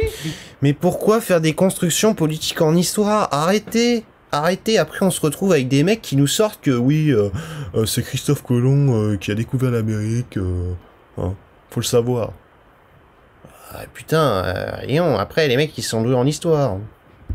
Célèbre effectivement mais c'est justement, ces figures. Mais c'est ça qu'on apprend aux enfants. C'est votre roman national qu'on apprend aux enfants. Bon alors, on va parler dans un instant de nos ancêtres les Gaulois. J'ai une petite question à vous poser avant, juste pour bien comprendre. Est-ce que ça, justement, ce récit national qui change régulièrement ou qu'on veut changer régulièrement, c'est uniquement en France ou Tiens, dites-moi dans les commentaires, dans 100 ans, est-ce qu'on dira nos ancêtres les Zemmour ou nos ancêtres les Taché? J'ai hâte d'avoir votre réponse. Est-ce que ça a toujours existé? 2 questions en une. Je pense qu'il y a quand même un tropisme assez fort de la France sur le fait qu'elle se construise par son histoire. Et ça, à la limite, on est d'accord là-dessus. Ça très bien. Et je pense qu'il faut effectivement tout dire, et y compris les... Moi, je ne suis pas là pour dire il faut passer son temps à regarder ce qui a été terrible dans l'histoire. Il faut aussi célébrer sa grandeur. Mais il faut, pour moi, au-delà de l'histoire de la France qu'il faut regarder dans son ensemble, je crois que là-dessus on est d'accord, il faut qu'ensuite les gens qui défendent des idées politiques choisissent dans cette histoire de France les figures qu'ils ont envie de mettre en avant pour dire que le projet de société... Mais non, non, non, non. qu'ils veulent finalement développer, trouve des sources dans le passé et dans notre histoire. C'est comme ça qu'on renforce une idéologie, c'est comme ça qu'on renforce un projet de société. Ça s'appelle de l'endoctrinement, renforcer une idéologie, Aurélien. T'es débile ou quoi? Tu tombes dans son piège. Ah, il va te faire un Omaewa Moshindeiro, tu vas crever. C'est ce que fait Éric Zemmour toute la journée. Mais sauf que c'est ce que ne font pas suffisamment Éric Zemmour vous répond, je vous ai répondu, je le fais, mais moi, je le fais tout seul. Vous, votre idéologie, elle a toute l'université avec vous, elle a tous les programmes scolaires avec vous. C'est une autre puissance que moi. Moi, je ne peux pas endoctriner des millions d'enfants qui sont captifs. Moi, je ne peux pas... Bon, après Zemmour, je suis d'accord, tu peux pas endoctriner des millions d'enfants, à supposer qu'ils soient endoctrinés, mais bon, peu importe, on va pas développer. Par contre, excuse-moi, t'as quand même une puissance de frappe médiatique qui est bien au-dessus, par exemple, de moi et mes pauvres 80 abonnés, tu vois. Vraiment, faut arrêter. Pas endoctriner des milliers d'étudiants qui sont captifs. Les programmes scolaires, on apprend la décolonisation et pas la colonisation. On apprend Napoléon, on apprend ça, tout ça l'ouverture. On n'a pas lu les mêmes programmes scolaires. Alors, vous m'avez pas dit si c'était nouveau et puis si c'est uniquement France, c'est pas bien grave, mais nos ancêtres les Gaulois. En tout cas, Christine, oui. c'est pas nouveau puisque c'est la monarchie déjà avait sa propre historiographie, donc c'est pas nouveau. Et c'est pas proprement français parce que évidemment que tous les pays se fondent sur une histoire. Mais c'est une spécialité française. C'est-à-dire que là on est d'accord là-dessus. Ça m'intéresse. Comme on est un pays ajouté de briques et de brocs, si vous voulez, de telle région, de telle région, de telle région, de telle région, tous les fameux 43 qui ont fait la France. Donc évidemment pour les unifier, on l'a fait par l'histoire. Les rois eux-mêmes le faisaient. Ils se disaient d'abord descendants de Troie et après de la Rome antique, etc. Alors messieurs, merci beaucoup pour cette... Ouais, il a raison, mais en même temps, je suis pas ultra convaincu quand il met ça en premier, quoi. Pour moi, la langue semble être un critère plus discriminant. Il y a aussi peut-être les valeurs, la culture. Alors, l'histoire peut rentrer dans la culture, bien entendu. Mais bon, globalement, on peut intégrer n'importe qui dans notre histoire, en vrai, si on y réfléchit. Depuis quand l'histoire a des frontières? Ça, vraiment, j'ai envie de comprendre, quoi. Donc honnêtement, si jamais on dit oui, mais tous les petits Français apprennent la même histoire, oui, bon, à ce moment-là, on part par l'éducation, la culture, tous ces aspects-là. C'est pas en soi l'histoire qui fait que tout le monde se sent français. Cette réponse, messieurs, la célèbre formule nos ancêtres les Gaulois. Comment déjà vous l'interprétez? Bon, alors on est exactement dans ce qu'on était en train de dire juste avant. C'est une pure construction de l'esprit pour essayer de nier que la France est beaucoup plus plurielle. D'abord, les Gaulois, ça n'a jamais existé. Si on est factuel historiquement, il y avait des Belges, des Aquitains et des Gaulois. Peuples. Oui, enfin bon, des Celtes, c'était assez varié. L'héritage réel dans l'histoire française, c'est peu. C'est plutôt les Romains ou les Francs qui ont laissé un héritage que les Gaulois à proprement parler. Simplement, quand Nicolas Sarkozy reprend la vis il y a quelques années, parce que c'est la vis qui dit cette phrase, évidemment qu'il a des arrière-pensées en tête, qui lui sont soufflées par son conseiller de l'époque, Patrick Buisson, qui défend peu ou prou les mêmes idées qu'Éric Zemmour, et qui disent l'histoire, il faut s'emparer de ce sujet-là, parce que politiquement, c'est comme ça qu'on va réussir à faire infuser nos idées. Nos ancêtres les Gaulois, c'est Sarkozy? C'est lui qui le reprend à un moment politiquement il y a une dizaine d'années avec beaucoup de force. C'est ça que je veux dire. C'est la vis, mais c'est Sarkozy qui en fait tout un flanc. Donc et qui remet ça au goût du jour dans des visées politiques. Donc moi je pense qu'effectivement nos ancêtres les Gaulois c'est largement un mythe qu'il faudrait plutôt enseigner aux jeunes Français cette histoire-là, mais aussi une histoire plurielle, mais aussi l'histoire des migrations, l'histoire des pays d'origine d'un certain nombre des aïeux des Français d'aujourd'hui, et qu'il faudrait une histoire beaucoup plus complète si on voulait être... Mais déjà, comment est-ce qu'on interprète effectivement? Alors, ça m'amuse beaucoup votre réflexion sur les ancêtres les Gaulois, c'est pour ça que je vous ai taquiné avec Sarkozy, parce que vous savez très bien que nos ancêtres les Gaulois, c'est justement la volonté des républicains, monsieur Taché, des républicains, d'arracher l'histoire de France à ses commencements chrétiens avec le baptême de Clovis. Ouais, mais il a un peu raison. Là. Nos ancêtres les Gaulois, c'est pas une formule typiquement à la base associée à la droite. Hein. Ça l'est depuis récemment, mais à la base, non. Jusqu'à présent, d'ailleurs, De Gaulle a une formule magnifique qui dit « Je suis d'un pays, la France, qui a commencé avec le baptême de Clovis ». Donc, jusqu'à présent, la France et l'histoire de France qu'on apprenait aux enfants, je dis jusqu'à présent, c'est-à-dire jusqu'à la fin du 19e siècle, jusqu'à ce que la République prenne le pouvoir. On disait, ça a commencé avec Clovis et le baptême de Clovis. Et donc, évidemment, ça a commencé avec le christianisme. Comme disait Michelet, la France est une conquête de l'Église. Donc, on a ça. Et les républicains, Michelet, monsieur. Oui. C'est pas un réactionnaire, c'est pas dans ma bande. Donc non. vous allez pas dire aussi que Michelet, c'est dans ma bande. Bon. J'ai pas dit ça. Bon, d'accord. Bon, il nous reste 15 minutes pour l'info. Donc, on a les républicains qui disent on va arracher dans le programme politique de déchristianisation, on va prendre nos ancêtres les Gaulois. Et nos ancêtres les Gaulois, c'est là que je ne vous comprends pas. Parce que quand vous parlez de Patrick Buisson, ça m'amuse beaucoup. Vous savez, je connais bien Patrick Buisson. Et Patrick Buisson, il n'est pas nos ancêtres les Gaulois. Il est plutôt Clovis et le baptême de Clovis. Donc, nos ancêtres les Gaulois, c'est le slogan le plus antiraciste qui soit. Ça devrait vous plaire, monsieur. Je vais vous dire, moi j'ai appris... la nation, ça me plaît pas moi beaucoup. J'ai appris... Et je vous fais pas ce reproche-là. Moi j'ai appris nos ancêtres les Gaulois. Et je n'ai pas une goutte de sang gaulois. Et pourtant, je me... Ah bon, Zemmour, t'as pas une goutte de sang gaulois? Oh, mon Dieu. Génération identitaire prévoit de te réémigrer d'ailleurs. me sentais complètement gaulois. En plus, je lisais Astérix, qui était formidable, et donc ça nourrit mon enfance. Et je me sentais gaulois, et après je me suis senti français, et après je me suis senti... j'étais avec Jeanne d'Arc, j'étais avec Bayard, j'étais avec D'Artagnan, j'étais avec Murat quand il charge à Hello. Et puis, oui, mes ancêtres n'étaient pas là du tout, monsieur Taché. Ils n'étaient pas là, mais je m'en foutais complètement. Je m'en foutais complètement parce que j'étais nos ancêtres. Je vous ai lu, Éric Zemmour. C'est comme ça qu'on devient français, je vous ai lu. Et comme vous refusez cela, et comme vous n'êtes pas le seul, parce que ça fait 40 ans qu'on refuse cela, et qu'aujourd'hui, on a des populations qui le refusent absolument, et que vous encouragez à refuser, eh ben on n'est plus français. Alors, d'abord, ça vous surprendra peut-être, mais je ne suis pas un farouche anti-catholique, donc je n'ai pas spécialement envie qu'on prenne les Gaulois, pour, comme le faisaient les Républicains de l'époque, pour essayer d'effacer toute trace catholique de la France. J'ai pas ce problème-là. Patrick Buisson, probablement, est effectivement plus Team Clovis que voilà, si Gaulois. Il n'y a pas de problème. Team Clovis. Alors, dans les commentaires, vous êtes plutôt Team Clovis ou Team Gaulois?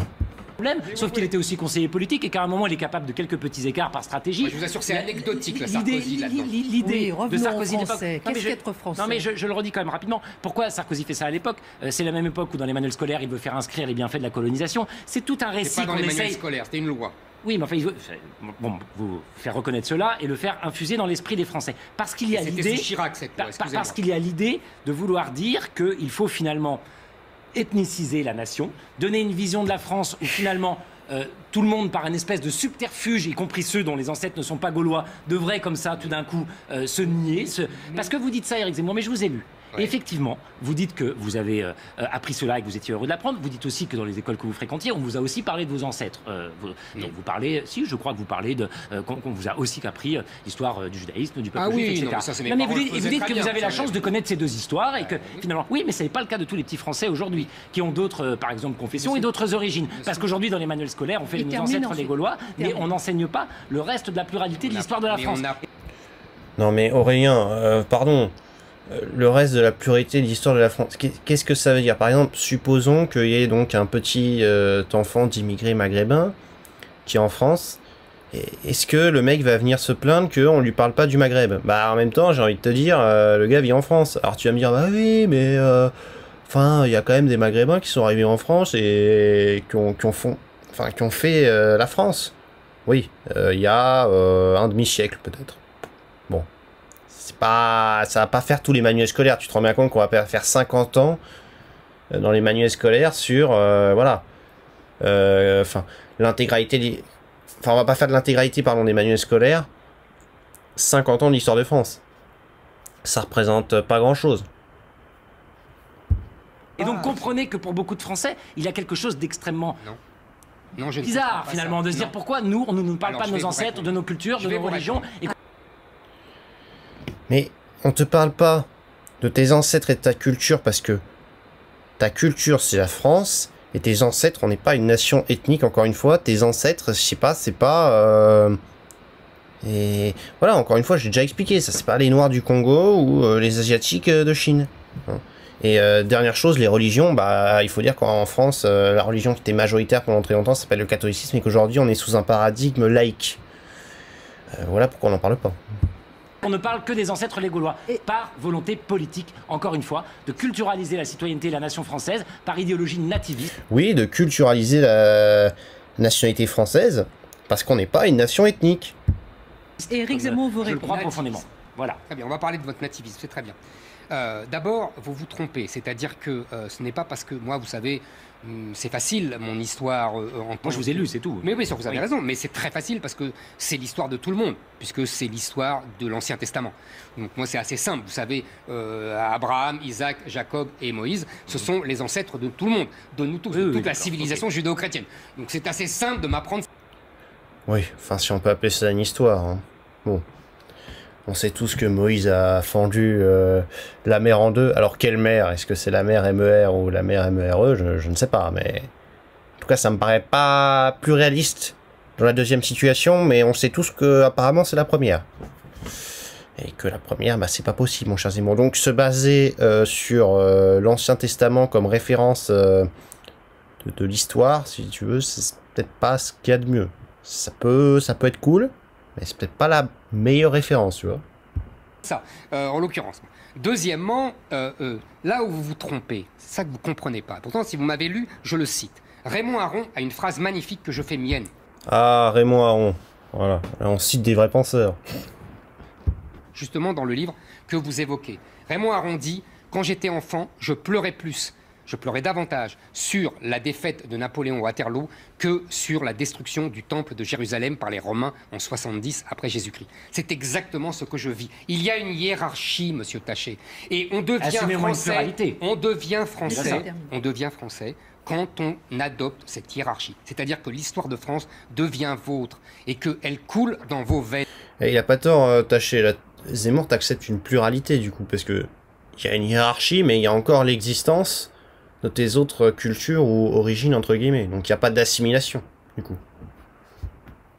C'est le mot de Romain Gary que vous connaissez. Hein.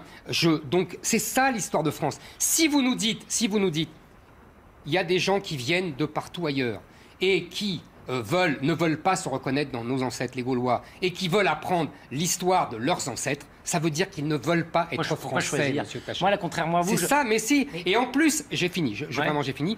En plus, il y a un autre problème qu'on va évoquer. C'est que cette histoire, elle est contradictoire avec l'histoire de France. C'est-à-dire qu'on passe son temps à nous dire que nous avons été criminels, que nous avons colonisé leurs ancêtres, que nous avons mis en esclavage leurs ancêtres, et que donc que les descendants des Blancs, parce que c'est comme ça qu'on parle aujourd'hui, doivent se faire pardonner cette histoire auprès des descendants des Arabes et des Africains. Mais si c'est ça...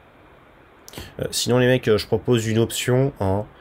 C'est juste, on apprend l'histoire de notre pays, d'accord, l'histoire de France, et dès qu'on la maîtrise bien, on peut apprendre l'histoire du monde, voilà. Mais on se contente d'apprendre les choses de façon objective, d'accord, hein. On arrête avec les histoires de ah non, mais en fait, alors il faut qu'on apprenne telle histoire parce que idéologiquement c'est bien, ou telle autre parce que idéologiquement c'est bien. Non, on apprend l'histoire de notre pays, point barre, et quand on la maîtrise bien, l'histoire du monde.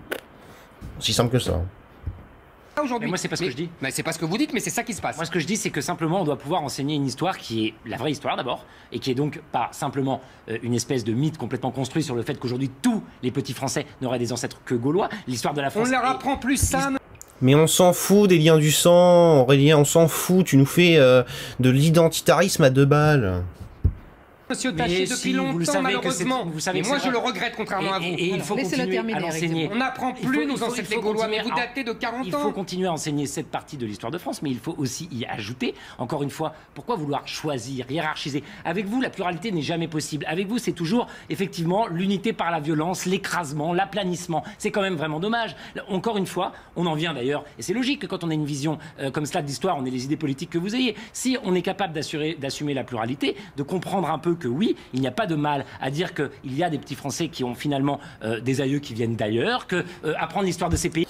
Mais le dire d'accord, mais t'es pas obligé d'être aussi explicite en disant « Oh, vous avez vu, il y a machin, il est arabe, bon, on va t'apprendre l'histoire de tes ancêtres et de ta culture. » Parce qu'en fait, tu n'es pas vraiment français, tu es un peu un arabe, tu vois, qui est venu d'ailleurs. Non, il est français, français. Alors bien sûr, ça fait partie de l'histoire de France, quand il y a des migrations, il y a des gens qui sont venus, il faut le raconter, il faut le dire. Mais on n'est pas là pour lui faire attention, vu qu'il faut être inclusif et qu'il y a des gens dans la classe qui sont issus des minorités, faut leur parler de l'Afrique, de l'Asie. Non, on s'en branle. Pardon. Qui sont aussi liés à celle de la France peut être utile dans un récit d'ensemble, que c'est aussi comme ça qu'on fera dialoguer les cultures, qu'on prendra un peu la paix, et que la France, qu'on fera France, quoi, tout simplement, et qu'on fera France sans être dans une espèce de mythe où finalement, parce que c'est ça qu'il y a derrière, il faut apprendre l'histoire de l'Italie, de l'Espagne, de la Pologne. C'est beau, Aurélien, c'est beau. Bon, là où c'est vrai, Zemmour pose une problématique qui est intéressante, c'est est-ce que finalement un mythe n'est pas nécessaire à la formation d'une nation? C'est une question. Alors peut-être qu'aujourd'hui on peut dépasser le mythe. En tout cas, est-ce que c'est pas nécessaire? Mais oui, fondamentalement pour devenir français. Ça n'est pas ma vision de la France. C'est exactement ça, monsieur Taché. Il faut s'assimiler et pas oublier, parce qu'il n'y a aucune raison d'oublier, mais effectivement marginaliser ce qu'ont été nos ancêtres pour devenir français. Oui, il y a une hiérarchie. Et ce que vous ne voyez pas plusieurs choses. Mais ça veut dire quoi? En fait, je comprends pas. Aurélien Taché dit, je ne crois pas à ça, mais ça veut dire quoi? Ça veut dire que puisqu'il y a des gens, par exemple, qui sont venus d'ailleurs, À ce moment-là, il faut qu'on parle de l'histoire de tous les pays d'où viennent ces gens. Encore une fois, moi, ça me dérange pas qu'on apprenne l'histoire de plein d'autres pays. Ça enrichit ma culture, c'est très intéressant. Mais bon, est-ce que, pardon, vraiment d'être aussi offensant, mais est-ce qu'un micro-pays en Afrique va plus m'intéresser, par exemple, que les États-Unis? Probablement pas, parce que les États-Unis ont eu un impact plus important sur le monde. Et donc je préfère apprendre en priorité l'histoire des États-Unis, même s'il n'y a pas grand monde qui, globalement, vient des États-Unis en France. Mais je préfère ça que d'apprendre l'histoire d'un micro-pays qui n'a pas beaucoup compté dans l'histoire en Afrique. C'est peut-être offensant, c'est peut-être méprisant, mais c'est comme ça. D'abord, c'est que nos ancêtres les Gaulois ne sont plus appris depuis 40 ans. Et que donc, on n'apprend plus l'histoire de France aux Français. Et qu'on leur apprend... Ah oui, mais non, je vous assure, on n'apprend plus nos ancêtres les Gaulois. Excusez-moi, c'est depuis longtemps. Bon. Deuxièmement, oui, je pense qu'il faut que des gens qui viennent d'ailleurs pour devenir Français apprennent l'histoire de France et non pas l'histoire de leur pays et de leurs parents. Leurs parents peuvent leur apprendre ça. Hein. Et si ça les intéresse, plus tard, ils pourront apprendre l'histoire de leurs aïeux. Mais...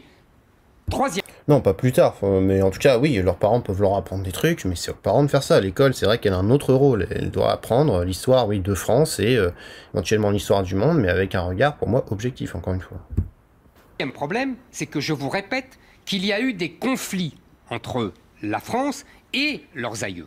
Et donc là, ils vont choisir. Et ce que vous voyez aujourd'hui dans les écoles, c'est que ces gamins, pour la plupart, ne veulent pas apprendre l'histoire de France et privilégient l'histoire de leurs aïeux. Bon là, Zemmour, tu sors ça... D'ailleurs, j'ai mis pause, là, on voit la gueule d'Aurélien Taché, mais tu sors ça d'un peu nulle part. Peut-être que c'est vrai que c'est un sentiment qui prédomine, je suis d'accord, mais appuie ça de sources ou de chiffres, parce qu'autrement, le mec, il va te renvoyer, ça sort d'où, quoi. Et tu pourras pas contrer cet argument. Et considère que la France a été une colonisatrice impie. Mais non. Mais si, mais bien sûr que si, mais regardez la réalité. Et que donc il y a du ressentiment en permanence autour de l'histoire. Il y a des histoires rivales et que cette rivalité naît des affrontements. C'est ça le problème aujourd'hui. Donc on n'a pas... votre dialogue des histoires se mue en vérité en affrontement des histoires et en ressentiment des histoires. Moi je ne crois pas ça du tout. Je pense que quand on devient, français d'abord, enfin, l'histoire de France, c'est finalement des sédimentations. Et ceux qui arrivent et deviennent français peuvent amener une part avec eux de leur culture, de leur héritage. Tout ça est plutôt intéressant. Vous savez, je ne suis pas pour la France Ikea. Je ne suis pas pour la France, tout le monde de la même couleur, tout le monde... La France Ikea. C'est quoi cette punchline de merde, quoi? Mais sans déconner, putain. Même intérieur, et on uniformise une espèce de pays par le mainstream. Moi, je pense qu'au contraire, quand on aime sa culture... Par le mainstream. C'est mon cas. J'aime la peinture, la littérature française. On pourrait en discuter des heures. Je pense qu'on doit aussi défendre le fait que ceux qui, au départ, ou quand ils arrivent, ou leurs parents ou leurs grands-parents avaient une autre culture, puissent apporter quelque chose dans un héritage, dans un commun qu'on peut construire ensemble. Je peux vous poser une question? Je vous écoute. Qu'est-ce qu'être français pour vous? Mais être français, c'est exactement... je vais vous dire. Être français, c'est effectivement reconnaître l'histoire de France, l'apprendre, et puis ensuite pouvoir accepter cette pluralité que je suis en train de vous dire. Et puis après, il y a une question à se poser, pour moi assez simple. Oui. Finalement, est-ce que vous choisissez... Donc Zemmour n'est pas français, selon Aurélien Taché, puisqu'il n'accepte pas la pluralité. La France... de l'esprit de résistance de Jean Moulin, de la générosité de l'abbé Pierre, ou est-ce que vous choisissez la France de Pétain, de ceux qui ont mis des gens dans les trains ou de la... Mais on n'a pas à choisir une France, justement, c'est notre histoire, on ne la choisit pas. Pourquoi tu veux choisir? Oui, après, en tant que personne, tu as le droit de dire, mais Pétain, c'est pas mes valeurs, Pétain, c'est pas ça. Et pour moi, il a trahi la France pour ça, et il n'a pas respecté les valeurs de la France. T'as le droit de le dire, mais ça reste notre histoire, on n'a pas à choisir une partie de notre histoire parce qu'elle nous arrange plus. Ce qui est d'ailleurs ce que tu reprochais au début en disant les gens ils veulent voir que le bon côté de Napoléon, ils veulent pas voir le mauvais côté. Soupe au cochon. Pour moi, les deux France qui existent, c'est celle-là. C'est celle des résistants, c'est celle des humanistes, c'est celle des collaborationnistes qui veulent imposer une vision de la France ethnique, mono-religieuse, violente. Alors là, c'est drôle parce qu'ils utilisent en fait les arguments de l'extrême droite, mais ils les inversent. C'est-à-dire l'extrême droite va dire en gros, nous, on est les résistants face à l'envahisseur et aux vilains gauchistes mondialistes qui dominent le monde et qui sont des collabos, quoi, en gros. Et là, d'un coup, il inverse et il dit, mais non, en fait, c'est nous, les humanistes, qui sommes opprimés face aux vilains et xénophobes qui dominent le pays. Et putain, c'est vraiment, là, les discours de gamins de primaire, quoi. Sans déconner. C'est 4 ans dans l'histoire de France. C'est celle que vous défendez. Sur 1500 ans. Vous avez raison, je défends 4 ans dans l'histoire de France sur 1500 ans. Mais vous avez tout à fait raison. Il nous non, reste mais cinq- c'est logique ça. Il nous reste 5 minutes. Vous C'est dites quoi être vous-même français pour être vous nativiste. Je vous pose la question parce que c'est votre expression nativiste. Qu'est-ce que ça veut dire être nativiste? J'aimerais comprendre. Je vais vous répondre très simplement. C'est défendre, c'est dire que ceux qui étaient là avant ont plus de droits que ceux qui arrivent. De droit. Oui. Vous parlez de droit. Oui, plus Donc de vous parlez droits. de oui. droit, vous parlez de juridique. Plus de droits, pas forcément. Les droits, ça n'est pas que juridique. Vous le savez. Là, il l'attaque, là. Là, il a lancé le piège. C'est-à-dire, est-ce que il va nous parler de racisme systémique, voilà, d'oppression, on va dire, inconsciente des gens, de l'héritage, de ce genre de choses, quoi. Et là, bien évidemment, c'est un sujet qu'il faut maîtriser, parce que et je sais pas s'il le maîtrise. Et je pense que Zemmour, lui, il voit venir le truc à 2 km et il va essayer de le sniper en direct, là, comme ça. Tac, tac. Alors c'est pour ça que je vous fais préciser, Voilà. je veux comprendre. Non, mais l'égalité n'est pas que pour moi à rechercher Donc, ils ont formellement, les mêmes elle est à droits. rechercher réellement. Alors qu'est-ce que voyez-vous. c'est la légalité Donc c'est un communiste. Hein. Un communiste qui était à la République En Marche. Hein. réelle alors? Eh bien, c'est le fait que quand vous envoyez un CV parce que vous vous appelez, par exemple, Mohamed plutôt qu'Aurélien, vous n'ayez pas 7 fois plus de chances de vous le faire renvoyer. Monsieur Ça, c'est Taché. l'égalité réelle, monsieur Oui, Zemmour. alors monsieur Taché, non. Ça c'est, je vais vous dire ce que c'est. Mais Aurélien, tu ne peux pas imposer aux entreprises de recruter des mecs en fonction du prénom. Je suis désolé, je ne sais pas comment tu comptes faire. Explique-moi. Surtout que bon, on va pas faire une explication sur pourquoi est-ce que la discrimination positive est stupide. Ah, hein, peut-être que je ferai une vidéo dessus. Mais voilà, on sait, toi et moi, je pense, tu n'es pas débile, tu vois, que tu ne peux pas répondre à ça correctement. Sauf en changeant les mentalités. C'est pour ça que je vous pose ces questions, parce que c'est très important. Oui. Moi, je vais vous dire ma conception. C'est que ceux qui sont là depuis 1000 ans, et je n'en fais pas partie, encore une fois, je suis français depuis 150 ans, et donc je ne fais pas partie. Mais Zemmour, t'étais pas né il y a 150 ans, arrête cet argument stupide que t'es français depuis 150 ans. C'est ridicule, ça se trouve, si on revient sur l'histoire de l'humanité, peut-être que t'avais un ancêtre qui était quelque part, tu vois, et qui s'est retrouvé en France, ou qui a eu des descendants français, j'en sais rien, ça se trouve on peut retrouver quelque chose. D'ailleurs, je signale, parce qu'il m'arrive de temps en temps de regarder quand même des choses de la droite identitaire. Il y avait Thomas Ferrier du Parti des Européens qui disait dans un débat face à un souverainiste anciennement de l'UPR que oui, non mais Zemmour, en fait, voilà, je lui dirais qu'en fait il se trompe et que ses ancêtres étaient membres de l'Empire romain, voilà, et que il faut qu'il reste en France. Donc si tu veux, bon, on sait tous très bien que même parmi les identitaires pur jus, il y en a qui sont en mode, qui croient pas vraiment ce qu'ils croient. Il y a des limites à leur raisonnement. C'est impossible de retrouver tes ancêtres sur aussi loin. Alors 150 ans, si tu veux, c'est déjà plutôt court globalement. Mais on s'en fout, en fait. On s'en fout. On s'en fout. C'est pas parce que moi, par exemple, je suis blanco, que je suis là depuis 2000 ans, et que parce qu'il y a un mec qui est noir, il est là depuis un siècle, quoi. Il faut arrêter ces conneries. Du tout des gens qui étaient là il y a 1000 ans. Ceux qui étaient là il y a 1000 ans, ce sont eux qui ont fait la France. C'est-à-dire la France qu'on aime, la France des paysages, la France de l'art, la France... Mais Zemmour, tous les Français ont fait la France. Arrête avec cette distinction débile. On la fait tous en ce moment même. de la littérature, la France de Voltaire, de Victor Hugo. Vous voyez, j'y étais pas, moi. D'autres l'ont fait depuis Non, aussi. attendez, L'un après l'autre, attendez, l'un après l'autre. je finis.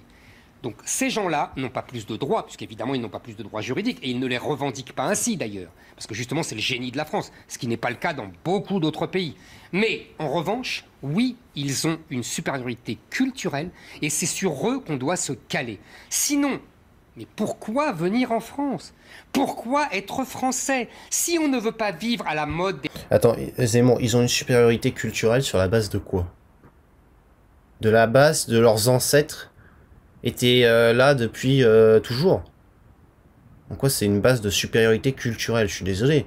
Tu as une supériorité culturelle quand tu connais l'histoire de France. Toi, Éric Zemmour, tu as une supériorité culturelle sur énormément de blancs français. Je suis désolé de le dire. Tu as une culture qui est bien plus grande que beaucoup d'entre eux. C'est ça, on va dire, entre guillemets, la supériorité culturelle. Ou alors, il y a les valeurs aussi, on peut mettre dans la supériorité culturelle. Mais bon, je veux dire, il y a des valeurs qui sont très très bien à l'étranger, des valeurs qui sont pas terribles en France. Bon, c'est possible. Je ne dirais pas lesquelles. Je n'en sais rien. Je dis juste c'est possible.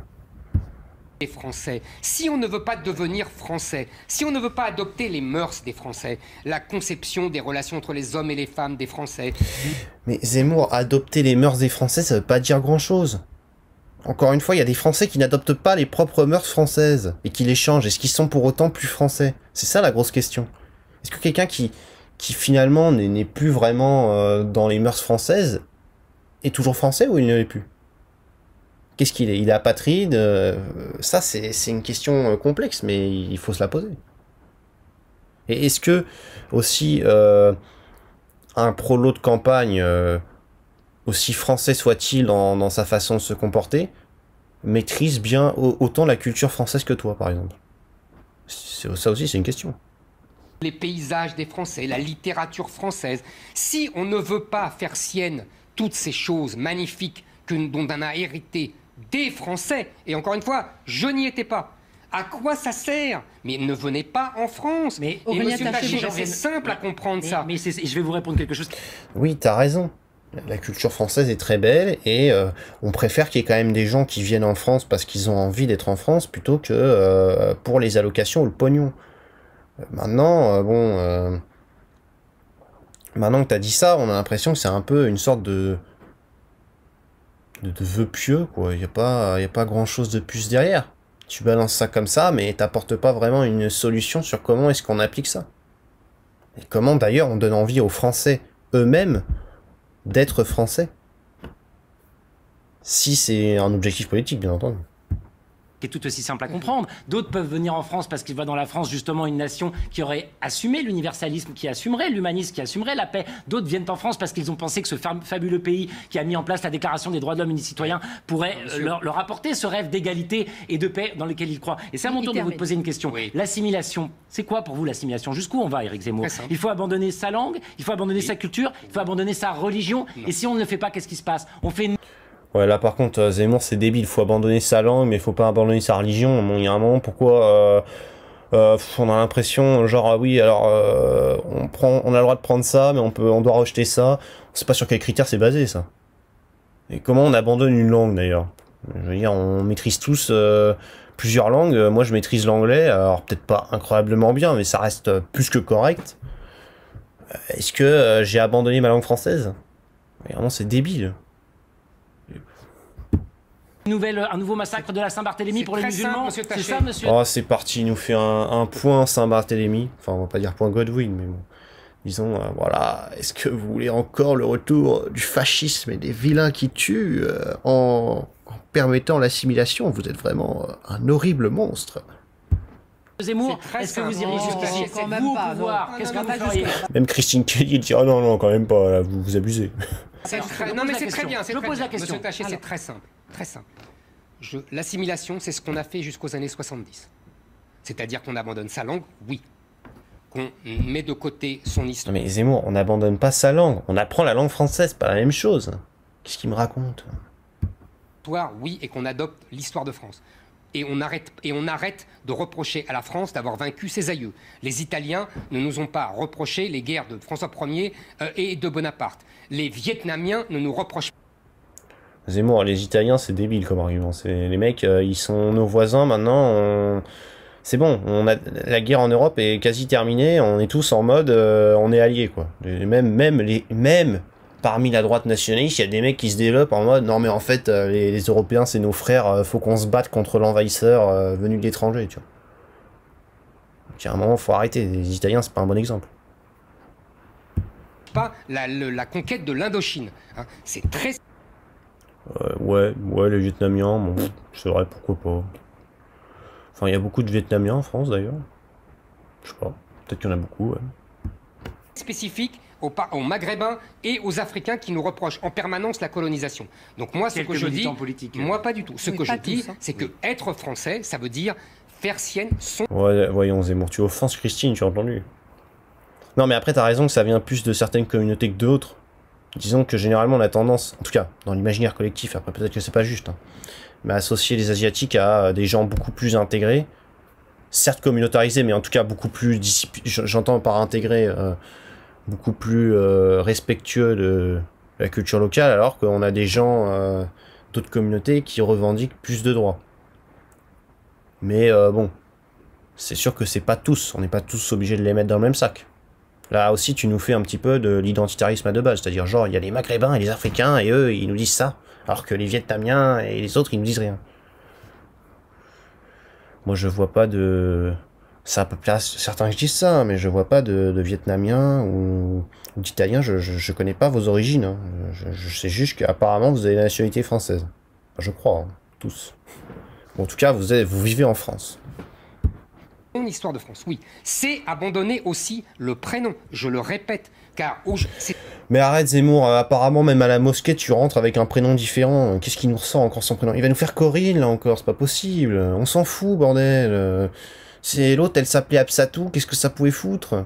Qu'est-ce que ça pouvait foutre? Au moins déjà ça a le mérite d'être original, c'est pas les 40 Mohamed là qu'on a chaque année, là, les 40 000 Momo là. Alors j'ai rien contre les Mohamed, hein, mais bon disons que ça commence à devenir de moins en moins original quand même. Hein. Soyons honnêtes. L'autre s'appelait Absatou et puis elle avait l'air parfaitement intégrée. Qu'est-ce que tu vas la faire chier si tu veux en étant en mode oh votre mère aurait dû vous appeler Corinne. Arrête avec ce délire de prénom, ça devient chiant. Ça devient vraiment chiant.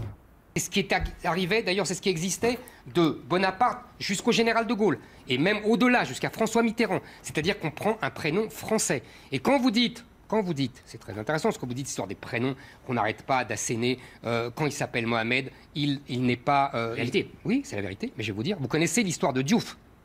Il y a une étude très intéressante. On a envoyé des milliers de CV avec un... Alors, petite pause, là où Zemmour a raison, c'est vrai que... Est-ce que le fait qu'ils prennent pas de prénoms français, ça n'a pas tendance à les dissocier très facilement, à les mettre en marge de la France? Peut-être bien, mais bon, on voit beaucoup de bobos qui donnent des prénoms un petit peu, disons, originaux à leurs enfants, quoi. Il y a pas, ça se voit, honnêtement. Il y en a, ils donnent des noms, mais qu'ils ont vécu à l'étranger dans un pays, ils ont fait ah c'est stylé comme prénom. Et puis il y a aussi, pardon de le dire, il y a aussi tous les Français issus des classes populaires qui donnent les noms américains, du style, voilà, Jordan, Dylan, ce genre de truc, quoi. Non, Diouf. 2 minutes. 2 minutes. Il y avait une dame qui s'appelait Diouf, Amélie Diouf. D'accord? L'autre, elle s'appelait, je dis n'importe quoi, Fatima Diouf. Et il y avait un nom repère qui était un nom français, Jean-Pierre, je sais pas quoi. Le prénom Annie, Catherine, Diouf avait le même nombre de réponses positives que le prénom français modèle. Donc si vous voulez, voyez bien, c'est le nom incarne le passé et le prénom incarne la France. Si l'immigré... Parce que je vais vous dire, ce que vous appelez nativiste, quand les Anglais... Bon, il a peut-être pas tort sur le fait qu'aujourd'hui, le nom de famille, on s'en branle un peu, quoi. Et bon, est-ce que le prénom, on s'en branlerait pas aussi un peu? Oh, je pose la question.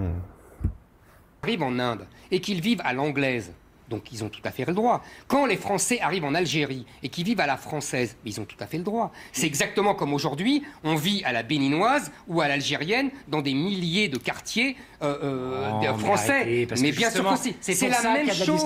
C'est parce que vous véhiculez la même chose, monsieur Taché. C'est parce que vous véhiculez ces fantasmes-là que certains employeurs se disent qu'effectivement... Attrape quand le prof... Mais vous avez vu ce qui a suivi les enquêtes Attrape, vous l'avez regardé, j'imagine. Le prof vous dit, on n'est plus en France. Quand les femmes se font virer des cafés, vous dites, ça c'est bien, c'est tout à fait normal. Vous m'avez dit tout à l'heure que mon destin est... Non, c'est pas tout à fait normal, mais bon. Parce que c'est comme ça dans tous les quartiers, là aussi je connais pas très bien, mais bon. Ce sera étudié. C'est celui d'être insoumis. Absolument. Moi, je vous prédis un destin dégris, parce que je vous assure que les jeunes générations ne se posent pas les questions que vous vous posez là. Vous vous trompez, beaucoup monsieur d'entre Taché. elles, au contraire... Oh, l'argument de l'aigri. Tout de suite. Oh, vous êtes un pauvre vieux con, réac, boomer, oh là là. Mais bon, en tout cas, il lui a prédit le destin, Zemmour, d'être insoumis, ou d'être insoumis au sens de la France insoumise, peut-être. Sait-on jamais. contraire pense que demain, s'appeler Mohamed il ou reste Aurélien ne devra 20 plus faire de secondes. différence quand on veut l'égalité en France, et c'est très bien ainsi, et c'est effectivement aux antipodes de l'idéologie Aurélien nativiste Taché. qui finalement s'impose partout, dans les pays multiculturels ou assimilationnistes. Alors, Ça n'est plus le débat. L'émission est terminée. Je vous laisse le dernier mot, avec vos idées. Aurélien Taché, sur ces... Oh, le nativisme triomphe, le vilain nativisme. Je vois pas en quoi il triomphe, hein. Franchement. Alors peut-être dans les idées, oui, c'est vrai qu'il grimpe. Bon, après, c'est peut-être caricatural là aussi. Lui aussi, il est dans le fantasme total. Il reproche à Zemmour d'être dans le fantasme, mais lui aussi, il est dans le fantasme absolu. Il n'y a pas de nativiste à l'heure actuelle au pouvoir. cette émission. Eh bien, écoutez, je pense que ça a permis de confronter des points de vue très différents. Moi, encore une fois, revendique l'idée qu'on puisse avoir un récit national qui fait toute sa place aux figures qui prônent ces idées de paix, de démocratie et de tolérance que je défends. Et j'espère qu'on les entendra un peu plus souvent à l'antenne que celles d'Éric Zemmour, qui sont intéressantes, mais qu'on entend beaucoup. On entend tous les points de vue sur notre Absolument. antenne, celle d'Éric Zemmour, la vôtre d'ailleurs, Merci puisque vous êtes là. Et on vous réinvitera une troisième fois. Alors, merci d'avoir regardé cette vidéo. J'espère qu'elle vous a plu. Si jamais vous l'avez aimé, n'hésitez pas à mettre un pouce bleu, à vous abonner et à activer la cloche. Et aussi, mettez-moi en commentaire qui a gagné ce débat entre le petit Éric Zemmour et l'autre petit Aurélien Taché. Allez, sur ce, c'était Droiteur Fragile. Je vous dis à la prochaine. Ciao.